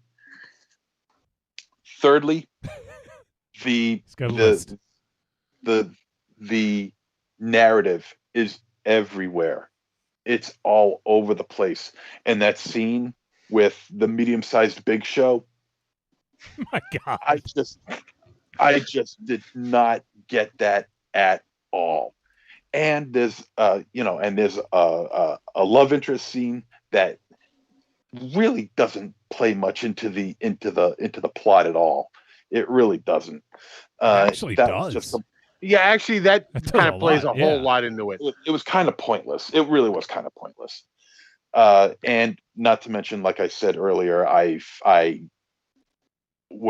felt pretty strong that I got it nailed on the when the doctors were talking, and what's her name, Laura, was listening in the hospital. I kind of had a really good, strong feeling I got this movie figured out, and with the exception of a couple places here and there, I got it figured out. So in that instance, it was also very predictable. But this was just, this was harsh. You're harsh. This was a harsh movie. Thank you. This was a harsh movie to get through. You didn't even wait for the fucking verdict. I can't wait to hear the verdict. Yeah, Jesus Christ. Dropped a fucking bomb right there. You Well, couldn't hold on any longer. Well, you know what it is? I've been holding it in ever since I watched it. And I feel like a bomb of TNT about ready to explode if I don't say it, so oh God, that feels so good. I actually, I'm not like Aries. I'm not looking for an argument, but I actually disagree with, like, the narrative thing. I don't understand that. This is a really straightforward narrative. This wasn't convoluted at all. It was very straightforward. That's why I'm a little. Do you want to back up that statement, or do you just want to let it stand on its own? Well, like I said, it's the idea behind the kid being sick and then not sick, that is happening. The scars are gone. The blood is gone, and that's another thing. The effects. Hold on one sec. That's very clearly explained in the movie. I didn't get it. Did you watch the fucking movie? Jesus No, Christ. I didn't watch the Were you movie. on That's your why I phone said all dicking the around on porn sites? No. It's actually pretty clear to me. I mean, do any of you guys agree with MZ or? I did not understand the. I thought they were kind of weren't clear with the time frame of events. Okay. But I thought that was because the scars and wounds and everything. I thought it just wasn't clear the time frame. That was where I was having issue. There is kind of like, I mean, I'm not defending it. I think the stuff to me was pretty clear, especially when we find out what it is that cures them. I thought the healing healing factor factor was clear. I thought the healing factor was clear. Yeah. Like there's clearly something sort of like supernatural going on here. You know, it's not normal science, you know. Well, that was part of the issue there.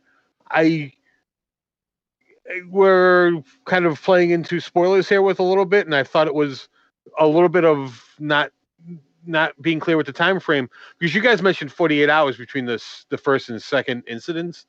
I thought there was a greater distance of time. Oh, well, I thought we were looking at better than a week. Oh, I mean, that they mentioned in the movie that he was in the hospital twice in 48 hours. Yeah. Oh, I see that. I missed that. I missed that. I just kind of thought it was a time had passed because relationship seemed to have built. Yeah, I gotcha. I mean, I think that it was mostly because of the situation and, you know, showing she puts on a strong face, but at the end of the day, I think she is lonely and wants company, you know, but is hesitant to let down her guard. You know, that's kind of how I took it. So, MZ, was there anything else? I didn't mean to cut you off. I just wanted to get some more clarification on that point. Oh, no. Yeah, the effects, the gore effects, the blood effects, amateurish. While I do appreciate practical effects, this was not even practical effects. This was high school variants, squirt on the wall variety blood. Like there's a scene where what's the boy's name again? David. David.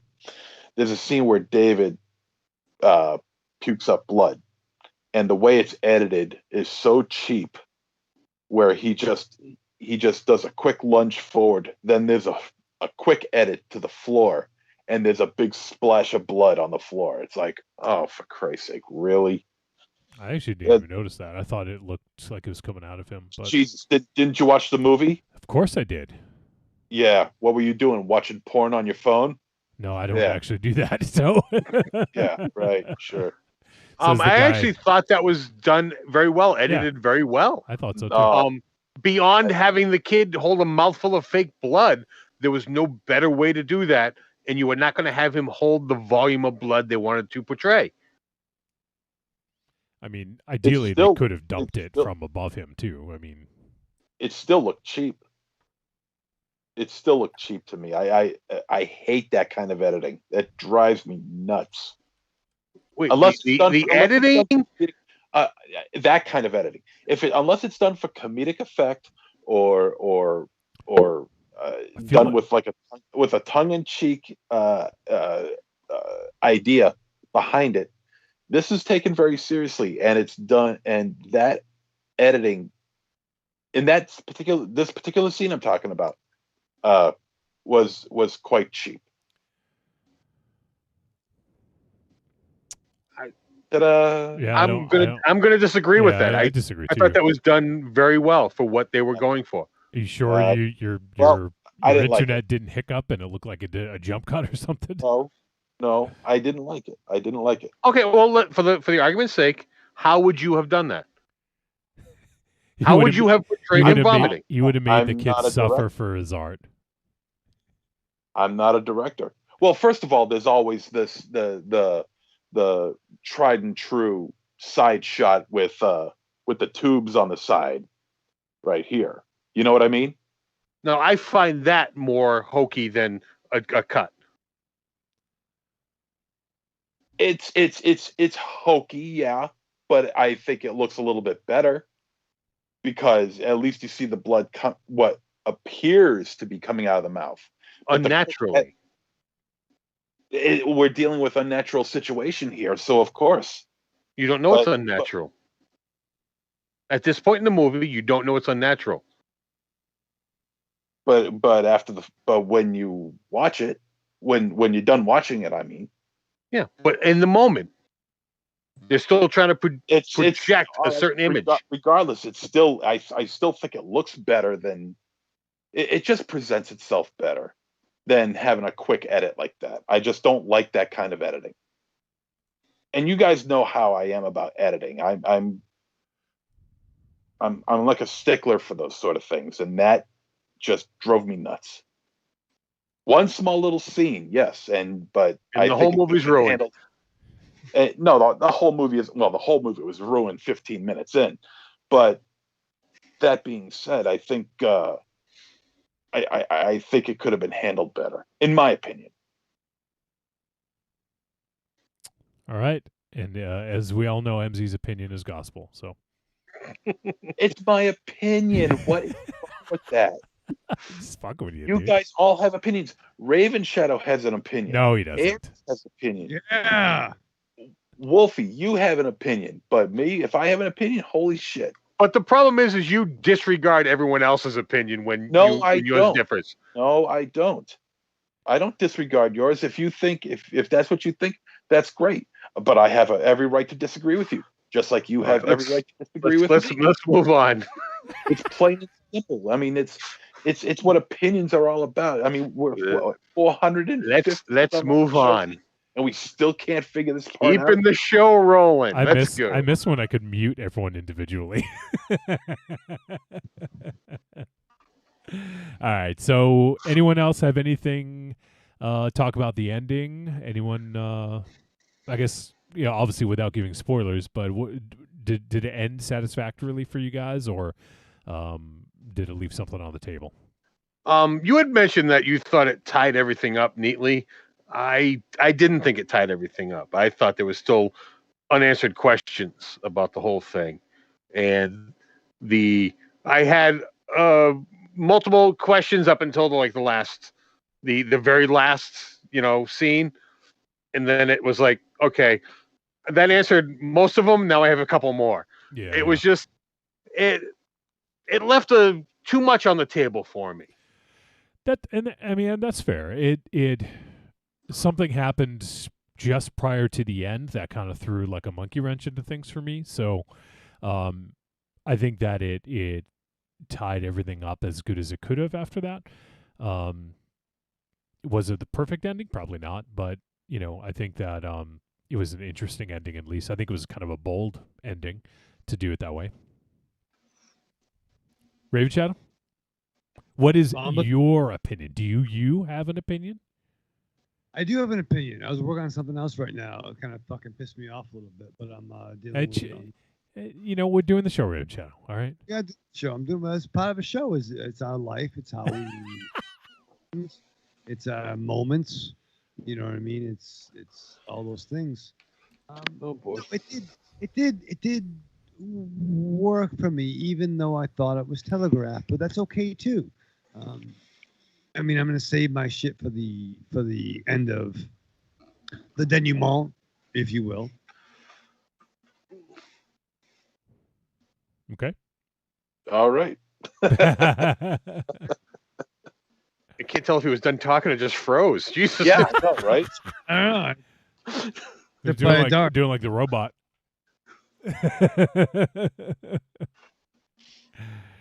Okay, well, let's jump to the verdict then, because I think everyone has pretty much said what they're going to say. So let's do that. Trick or treat, baby.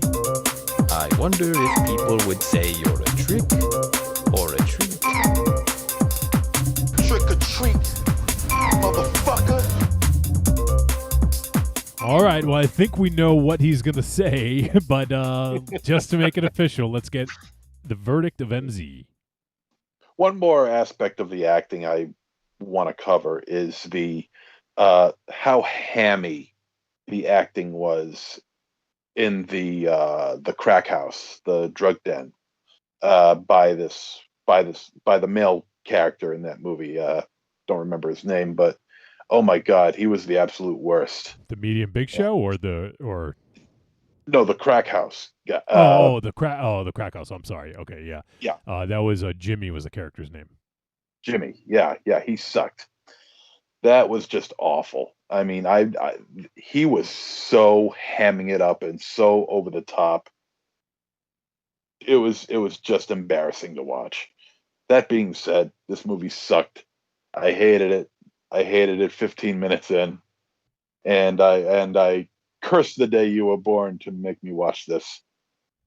Jesus Christ! Damn you, Wolfie.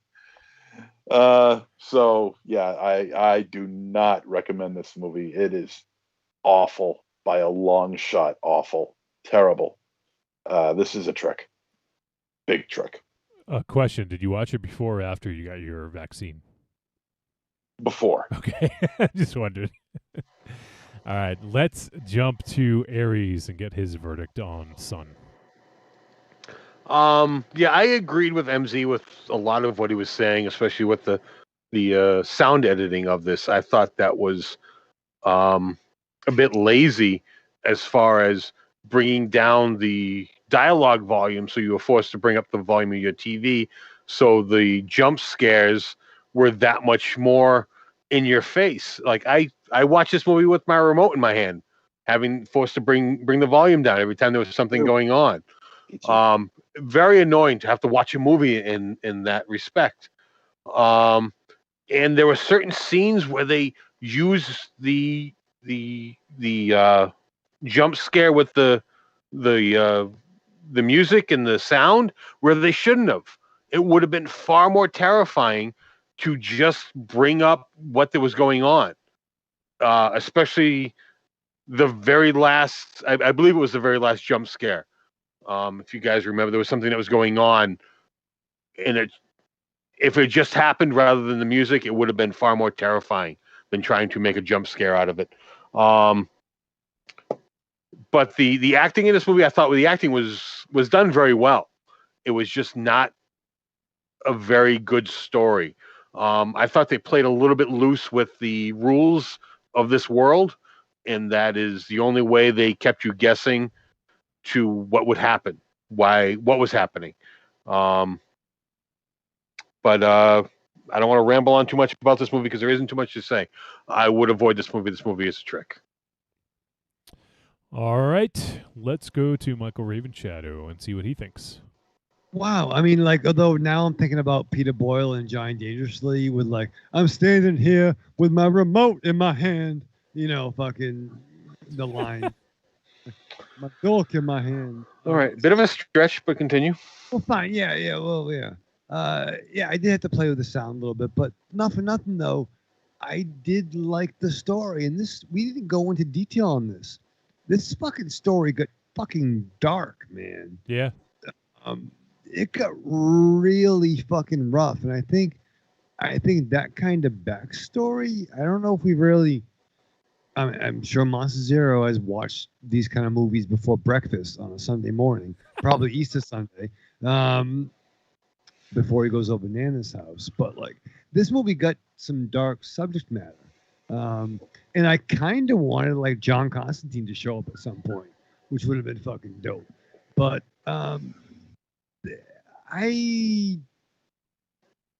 some things were, I don't want to say telegraphed, but you watch enough fucking movies or shows or read shit, you're gonna kind of figure some stuff out. But I liked where it was going.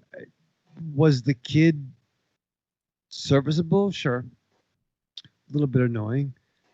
But I overall, without giving spoilers, I would say this is definitely a tepid treat. And even if shit, I'm like, oh, well, I called it, or I see where they're going. I was still interested. And I think there's something a little bit left in the tank in this world.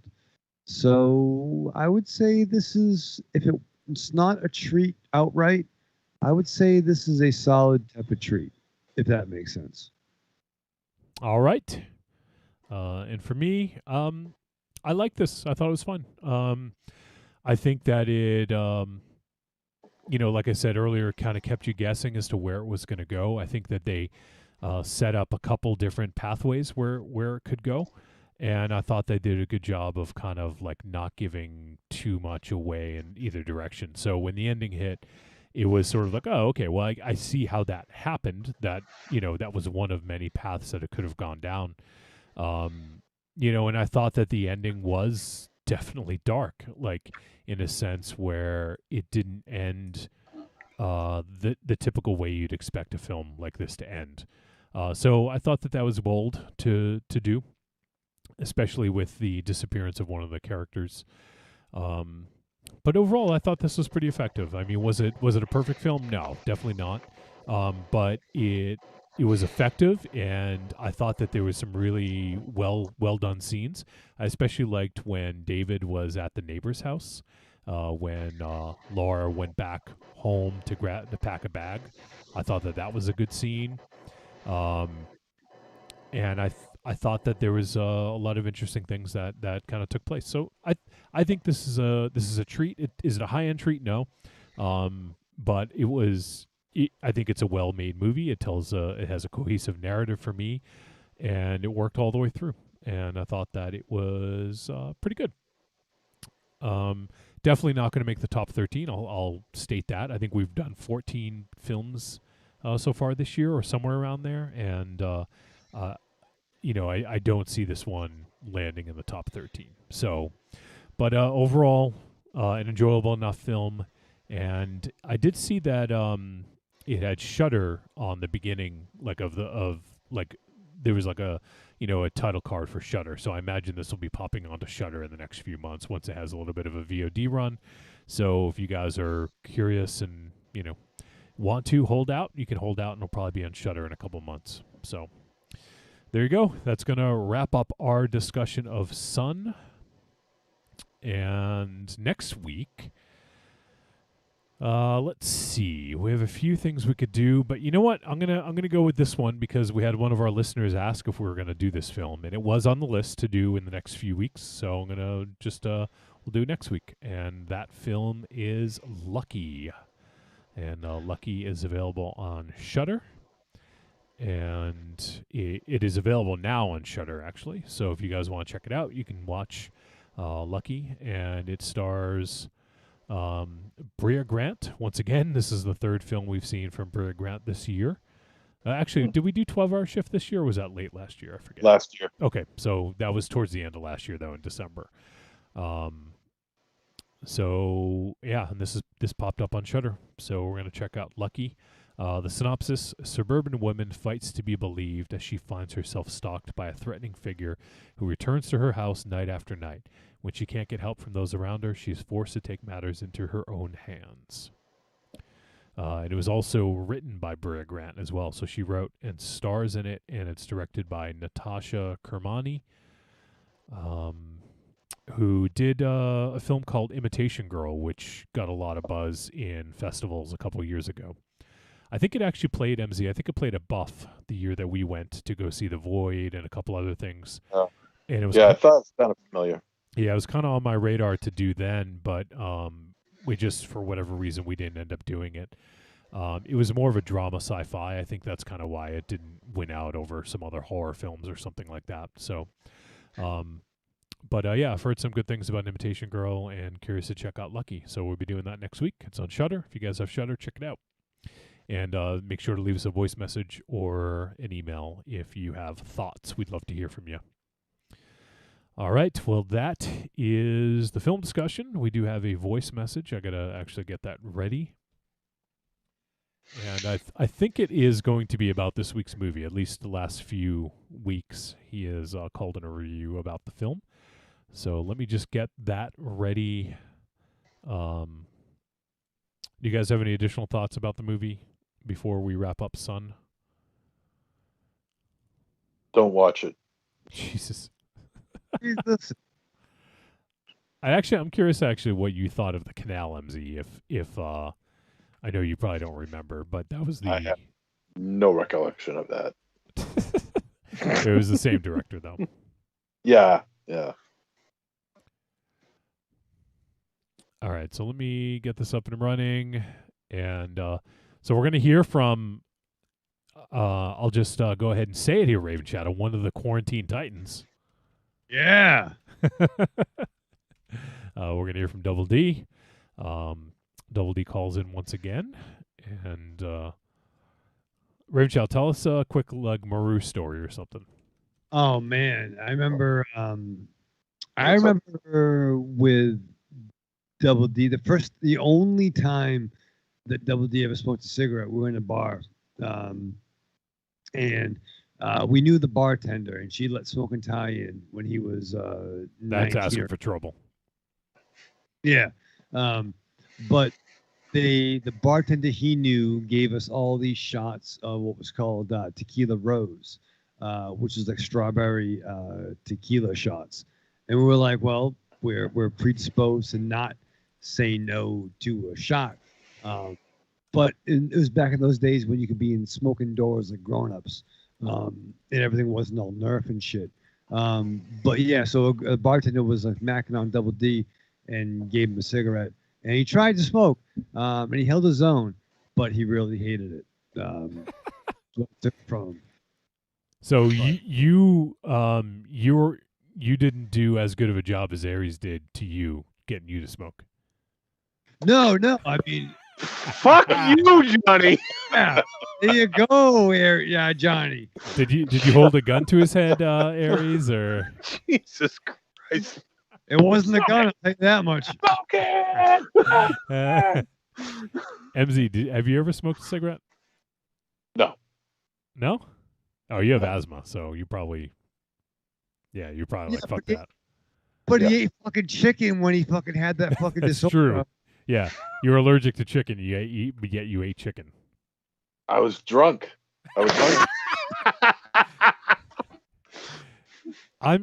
Wait. You've smoked pot. I know that. So you've had some primo ganj in your day. The primo ganj, yeah. That's an inside joke from way back. Yeah. It's legal now in the Commonwealth of Massachusetts. It's illegal? Legal now. It's legal. Oh, legal. Look at you, Raven Shadow. Yeah. But you still go to your pot dealer to buy it. Yeah. Do you? Dude, fucking Massachusetts. Fucking, why am I going to fucking pay fucking taxes to fucking, I want a fucking dime to cost a dime. You know what I'm saying?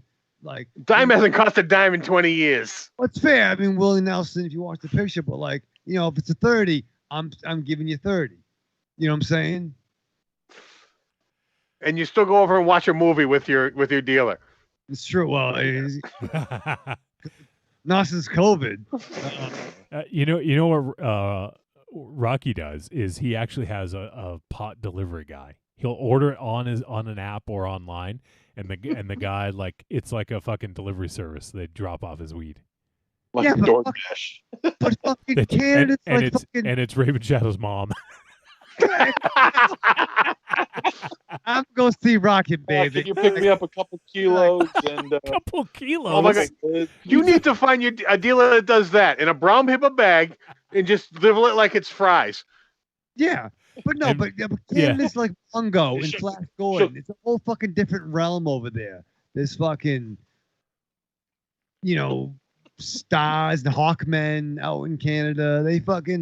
It's not fucking real. Your dealer just needs to slap Uber Eats on the side of his car, and he can go anywhere he fucking wants and ring the bell and walk away. Well, I mean, to be fair, we're actually growing our own. How's that? Oh, look at you. Evil Corny says, was MZ drunk next to Colonel Sanders? How do you eat chicken just because you've been drinking? He's like trying to push it on you. I was drinking. I went home. There was chicken in the fridge, and I said there was nothing else but. And I'm like, well, at that point when I had chicken, the allergic effect that I had wasn't that serious. So I figured, okay, I'll just deal with it in the morning, or I'll deal with it at some point during the night while I pass out. Yeah. And and I ate it, and I woke up, and I was fine. So there you go. End of story. Oh man. All right. Just play the fucking. Yeah, I was gonna say I have the voice message all ready to go. So, all right. Well, let's hear from Double D. Hey, Trick or Treat peeps, what's up? It's your boy Double D chiming in once again to say hello and to give you guys my 2 cents in regards to the movie of the week, Son.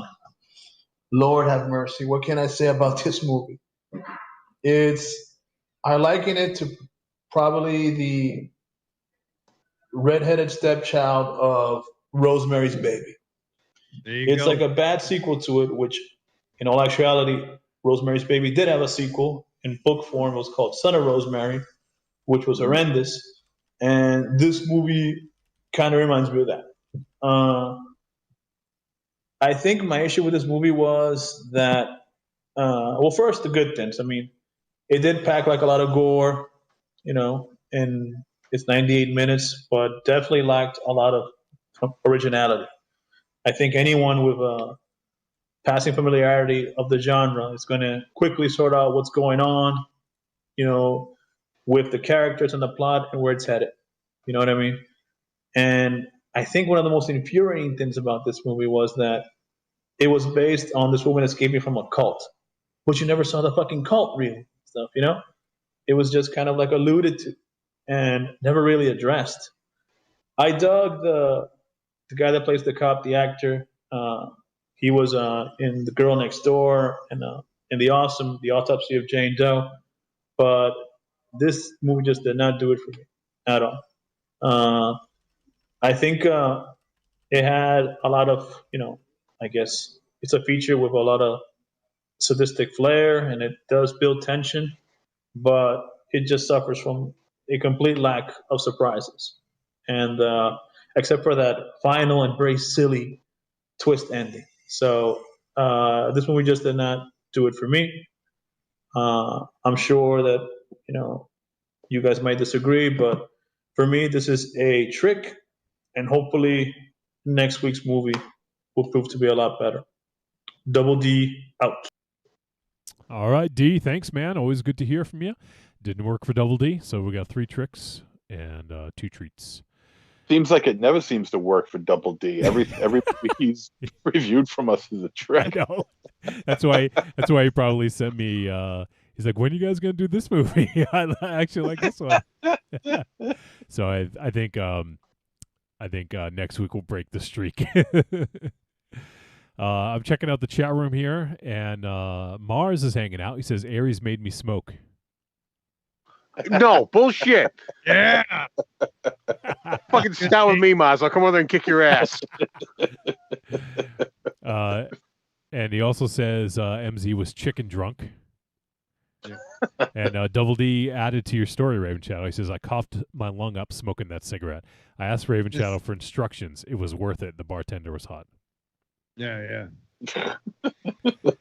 Also, Mars adds, remember when MZ left my house and ate cheesecake and almost died? I remember that, MZ. Yes, yeah. You left Mars' house, you went home and had fucking cheesecake. No. It wasn't Mars's house. It was Tiny's house. Oh, Tiny's house? We were doing a puppet show, I think, in his basement. Oh, what? Do you remember that? I do, yeah. Yeah, it was on the crypto. He was a puppet. Yeah. I'm more interested in the puppet show aspect of this story. And then there was a time where he ate the fucking peanut butter saltwater taffy that Tron picked up. You're the worst about not eating shit you shouldn't eat. I never had any peanut butter taffy. Yes, you did. I would know that. No, because you had to go get a shot after you left. I wasn't there that day, but Tron told me that you ate the saltwater taffy gut, and then you ate the fucking Doritos with the ants. No, those weren't Doritos. Those were potato chips in cheese sauce. Yeah. Yeah. Covered in ants. covered in ants. Yeah. Well, I thought the reason why I didn't know they were ants was, one, I didn't see anything moving, and second of all, I thought it was like, Crispy you know bits? how like when you get, yeah, you know how like you get a bag of potato chips and you get some burned potato chips, some of them like a brown or maybe like a black edge to them.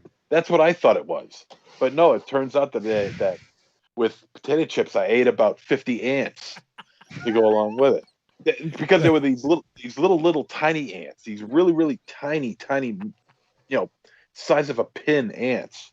But because you left fucking potato chips on my floor, bro. Like, Yeah, you I li- remember that. I felt really bad. I know, I felt really bad about that after. I'm like, oh shit, did I leave these here like this? yeah, and I was pissed. I found out after you ate the ants. No one No, told me. Hey, yeah, you have every right to be angry. You have every right to be angry. I felt bad about that. I never forgot that. I never forgot that. Mars says that he sympathizes with you, MZ, because he had an ant eclair incident this week. Apparently, he had some eclairs that ants got into. Well, I'm fucking fasting because how do they get in the fridge? Do you people look at your food when you eat? Dear God. Corny says MZ needs to stick with white rice and water. He's not wrong. Yeah. It's only rice plus 0. So what are you? Can you eat? You still can't eat turkey, right, MZ? No, I can eat turkey now. Oh, you can. Okay, it's Yeah. So fish you can't do, and fish and peanuts, right? Fish, peanut products, eggs. I think that's about it. You think? Yeah. You should know what you can and can't eat. We'll find out when he eats it. I don't know about other poultry like duck or pheasant or anything like that. Oh, don't do that. Did you choke on a cube of chicken? Yes, a cube of chicken almost killed him. Yeah, last year. He choked on the chicken. Yeah, I was talking about the San Diego chicken, and that's what I got for it, I guess. No, but the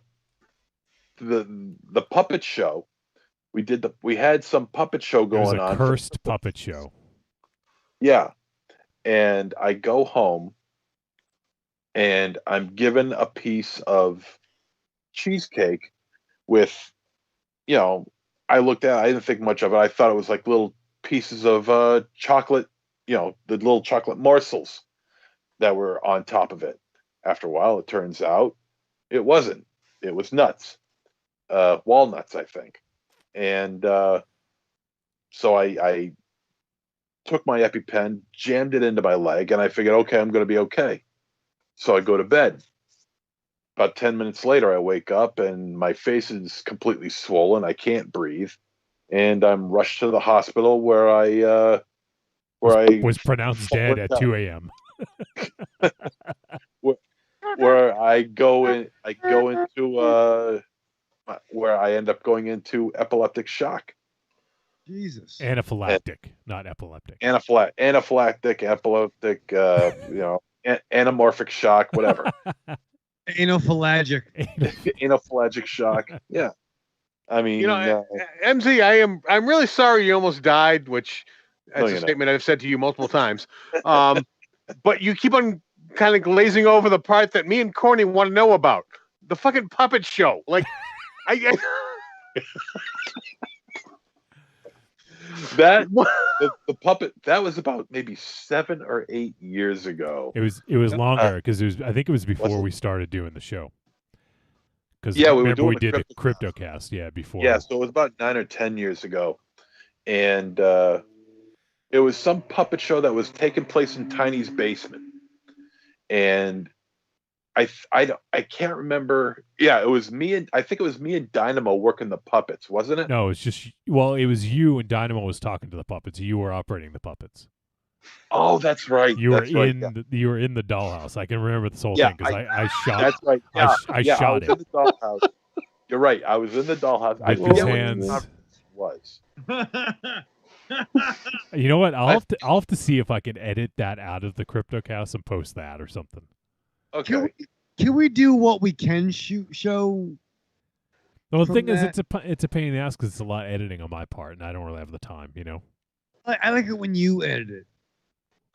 You know, you have a lot of time. Why don't we send you all the raw footage and Yeah, you why edit it? Do it. Yeah. Yeah, right. It'll never get released. You think him shipping shit out of his house is bad? Smoke is stern. Wait till it It'll be- involves technology. Yeah, it'll be all me. Yeah, exactly. And if he figures out how to edit, it'll just be him. He'll cut everyone else out of it. Yeah. Evil Corny says, white rice and water, MZ. No seasoning. Yeah, no little things that could be misconstrued as crispy bits or chocolate or anything. Yeah. Or maggots. Or maggots. No, he'd probably be okay with those. Yeah. Any insects or anything like that. Wait, My insect eating days are done. Wait, have you guys heard about? So apparently, this year in Maryland, we're gonna have not just Maryland, but Maryland, like Pennsylvania, Washington, Virginia, like this whole sort of area, are gonna have like what's called Brood X, which is cicadas. It's like a certain brood of cicadas. You guys know what cicadas are, right? Yeah. Yes. Okay. Yeah, like fucking locusts, but like dicks. Yeah, yeah. But apparently down here there is literally millions of them, like millions, and every 7 years is it 7 years or 14 years? I can't remember. It might be every 7 years. There's like one brood of them that is just insane, where there's like just every fucking where. So this year is apparently Brood X, and so I've been seeing tons of articles about them popping up, that there's going to be like tons of cicadas, and even like we have bird feeders here, like on our balcony, and when the cicadas are out, the birds do not come for the food because they just feast on the cicadas. Because I don't know if you guys know about cicadas, but they're essentially just food for fucking animals. That's their like they're Because they fly in, right? They're like locusts, or they're like they swoop in. And they're like dicks, right? They fly in. No.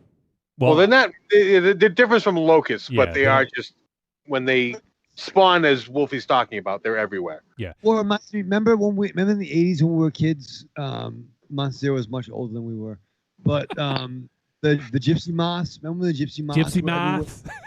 Gypsy moths. Yeah, also different, but yes, it is. And insects, yeah, that overtakes infestations. Right, like remember that Yes.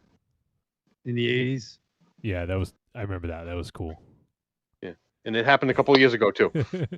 So yeah, anyways, there's supposedly going to be millions of them, and I saw like people are actually like in a lot of these articles that I'm reading, people are sharing recipes for cooking up cicadas, and I'm like, fuck that.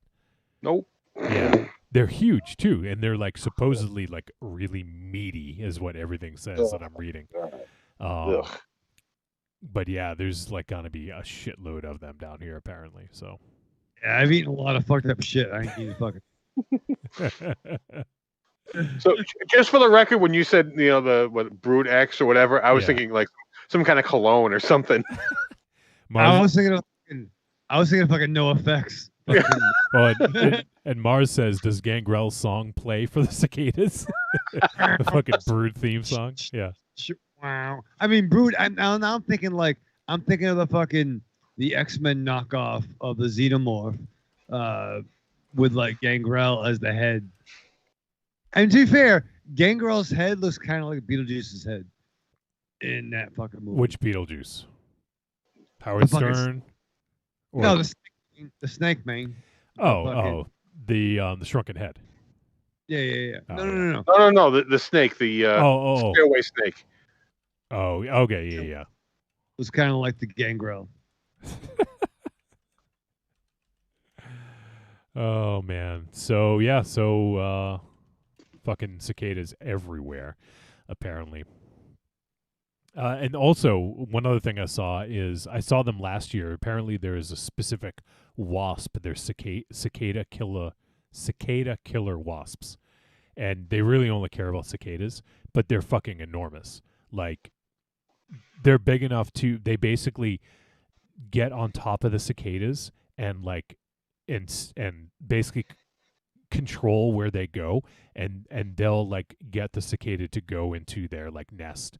It's almost like you guys seen those like zombie bees or whatever, right? That so apparently I don't know how it works, but they sting the cicada, and then they are able to control it so that it walks where they want to and goes into the hive or whatever, and then because these wasps live underground, they make those fucking dicks.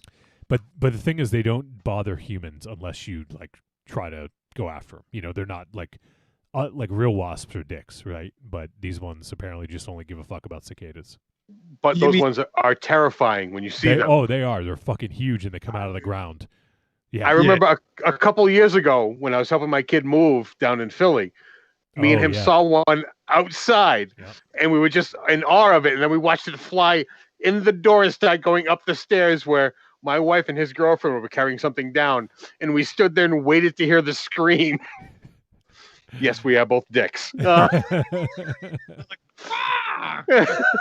Fucking like that thing from the Herculoids that could shoot the eye vision and the tail. Oh, yeah, this thing was enormous. And yes, the two of them screamed when they saw it. Oh, shit. That's ridiculous. No. But yeah, I did see some of those, some of the wasps last year, like especially when I'm like walking Ozzy and like we're walking through the grass and all of a sudden he's like peeing on something and all of a sudden like see a wasp fucking fly up. Yeah, it's pretty scary shit. And they film the fucking arrow like in the cartoons, or they film like, you know what I mean? The bees would form something like, yeah, fucking insects are dicks. They're fucking bugs. Form of an insect, Raven Shadow. Because they're like weird, like they'll inject you with shit. They don't really sting you, but like, oh, by the way, it's fucking eggs, and they'll fucking grow and they'll fucking eat you. Whoa. You're afraid of getting like a brood inside of you? Yeah. I don't. Yeah. Yeah. Yeah. It's a big fear of mine. To be impregnated by some fucking giant cicada, some fucking John Cicada, fucking John Cicada. You can't see me until they bite you and impregnate you. Oh fuck! I don't want that.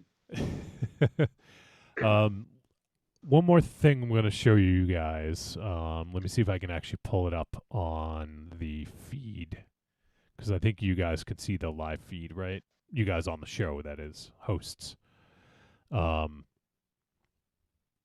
So let's see. Where is it? All right, so I'm going to push this live. Let me know. Can you guys see the page that I posted? I don't know if you guys can see it very well, but anyways, Gorman. Yeah, so Cavity Colors, which puts out some really fucking cool shirts. You guys know that Void shirt I wear from time to time. It was put out by Cavity Colors. They have a bunch of really cool stuff. But anyways, they just released their Psycho Gorman line of officially licensed T-shirts. And I want that blue baseball tee one. Do you want this one?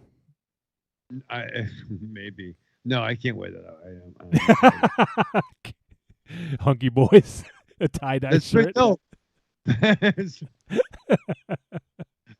I don't like Hunky Boys. There's a tie-dye shirt that has Psycho Gorman's face with the sunglasses on. It says Hunky Boys.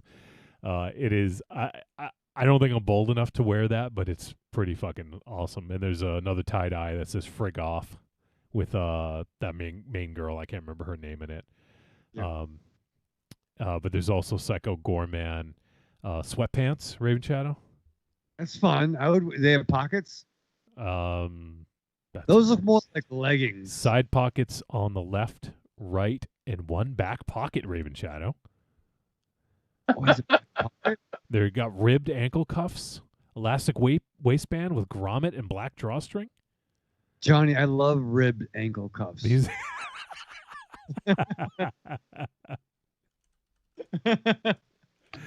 Rib for your pleasure. That's my next album title. But yeah, there's some, if you guys are fans of Psycho Gorman, There is some pretty cool stuff going on here. I want the blue long sleeve. The blue the blue sleeves. Make me get that happen. Make me get that happen?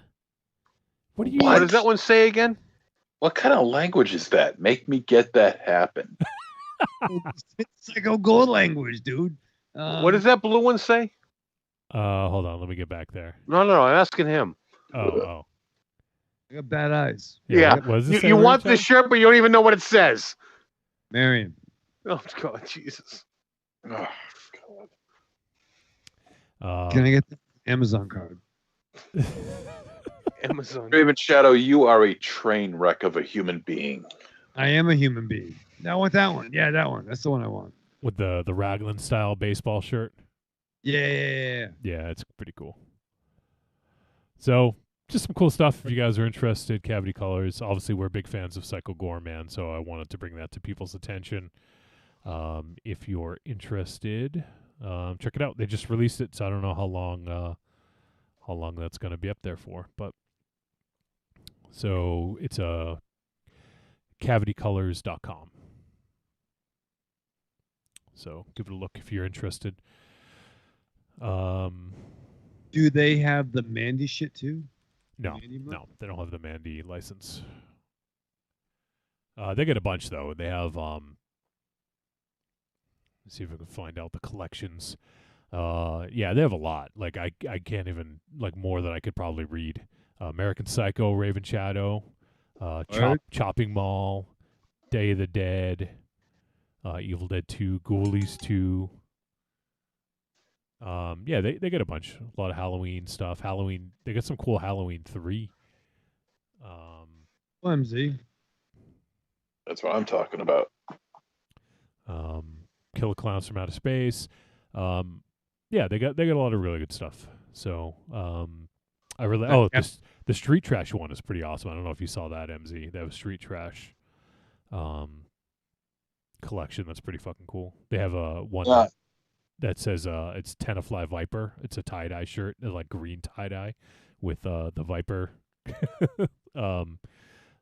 bottle on it. Nice. No, I haven't perused the site for a couple of months actually, so I'll give it a look. Yeah, I mean, we don't get any cut or anything. I just wanted to hit people to what they got. It looks like they got the Godzilla vs. Kong license as well. There's some cool stuff. They actually got a really cool zip-up hoodie. So yeah, cool stuff. If anyone's interested and wants to update their wardrobe, there's some cool stuff. So there you go. All right, we should probably wrap up. So is there anything else you guys wanted to bring up or mention before we close things out? No, I'm done, man. Yeah, you're on fucking vaccine. Yeah. You're high on vaccine. I'm riding on fumes, man. Should have gave you some of that hydrocodone that T-Dog had left over. No, don't give it to him. No, who should I give it to? I don't know. It rhymes with Maven Rado. Why do you want it? Just in case. Just in case what? You get a toothache? No, it might be like even I want to watch a movie. What? Jesus Christ. That's fine. All right. Oh, Mars wrote in the chat room, he quoted you, "Make me get that happen." Yeah. I think that needs to be on a shirt. Make me get that happen, yeah. Let's call Cavity Colors and get that fucking officially licensed Raven Shadow drip going. Yeah. Teach me how to learn. Teach me how to learn. Yeah, that's the other one. Yeah, that's my favorite. Teach me how to learn. All right, well, because it almost makes sense. Almost everything that he says almost makes sense from a certain point of view, Raven Shadow. Well, Johnny, I think you and I both know that many of the truths we cling to are dependent on our point of view. He's like a deranged Yogi Berra. I am. Or like a drunk Yoda. Oh shit! All right, well let's say our goodbyes, starting with MZ. Or Confucians. Arrivederci, douchebags. Yeah. I don't know. All right, Aries. There's still out of it. Goodbye. Raven Shadow. Live fast, love hard, survive with your mask on. All right, everybody. We appreciate you tuning in. Everyone who checked out the live show, hung out with us. For Double D sending a voice message. Once again, next week we're going to be doing Lucky. It is on Shudder. So if you have Shudder, check it out. If you don't, I don't know, get Shudder or try the 7-day trial. Shudder's got some good shit. Also, we didn't mention this, but MZ, real quick, did you watch the new Creep Show that dropped on Shudder? No, I haven't. Okay. I heard the But first. thanks for reminding me. I'm going to check it out. I heard the first one was real good. So, yeah, I'm curious to check that out as well. I didn't even finish the first season, so I got to go back and do that. It was kind of hit or miss the first season from what I saw. Yeah. But yeah, I'm curious to check that out. So, so it is up there. If anyone needed a reminder, check out Creep Show on Shudder. And then also, like I said, we're doing the film Lucky. So if you want to watch, give it a look and let us know what you think. Send a voice message or an email, podcast@trickortreatradio.com. All right, that is going to do it. Thanks, everyone. Thanks especially to all of our Patreon supporters for helping us keep the show going, and also all of you listening on the podcast. Thank you.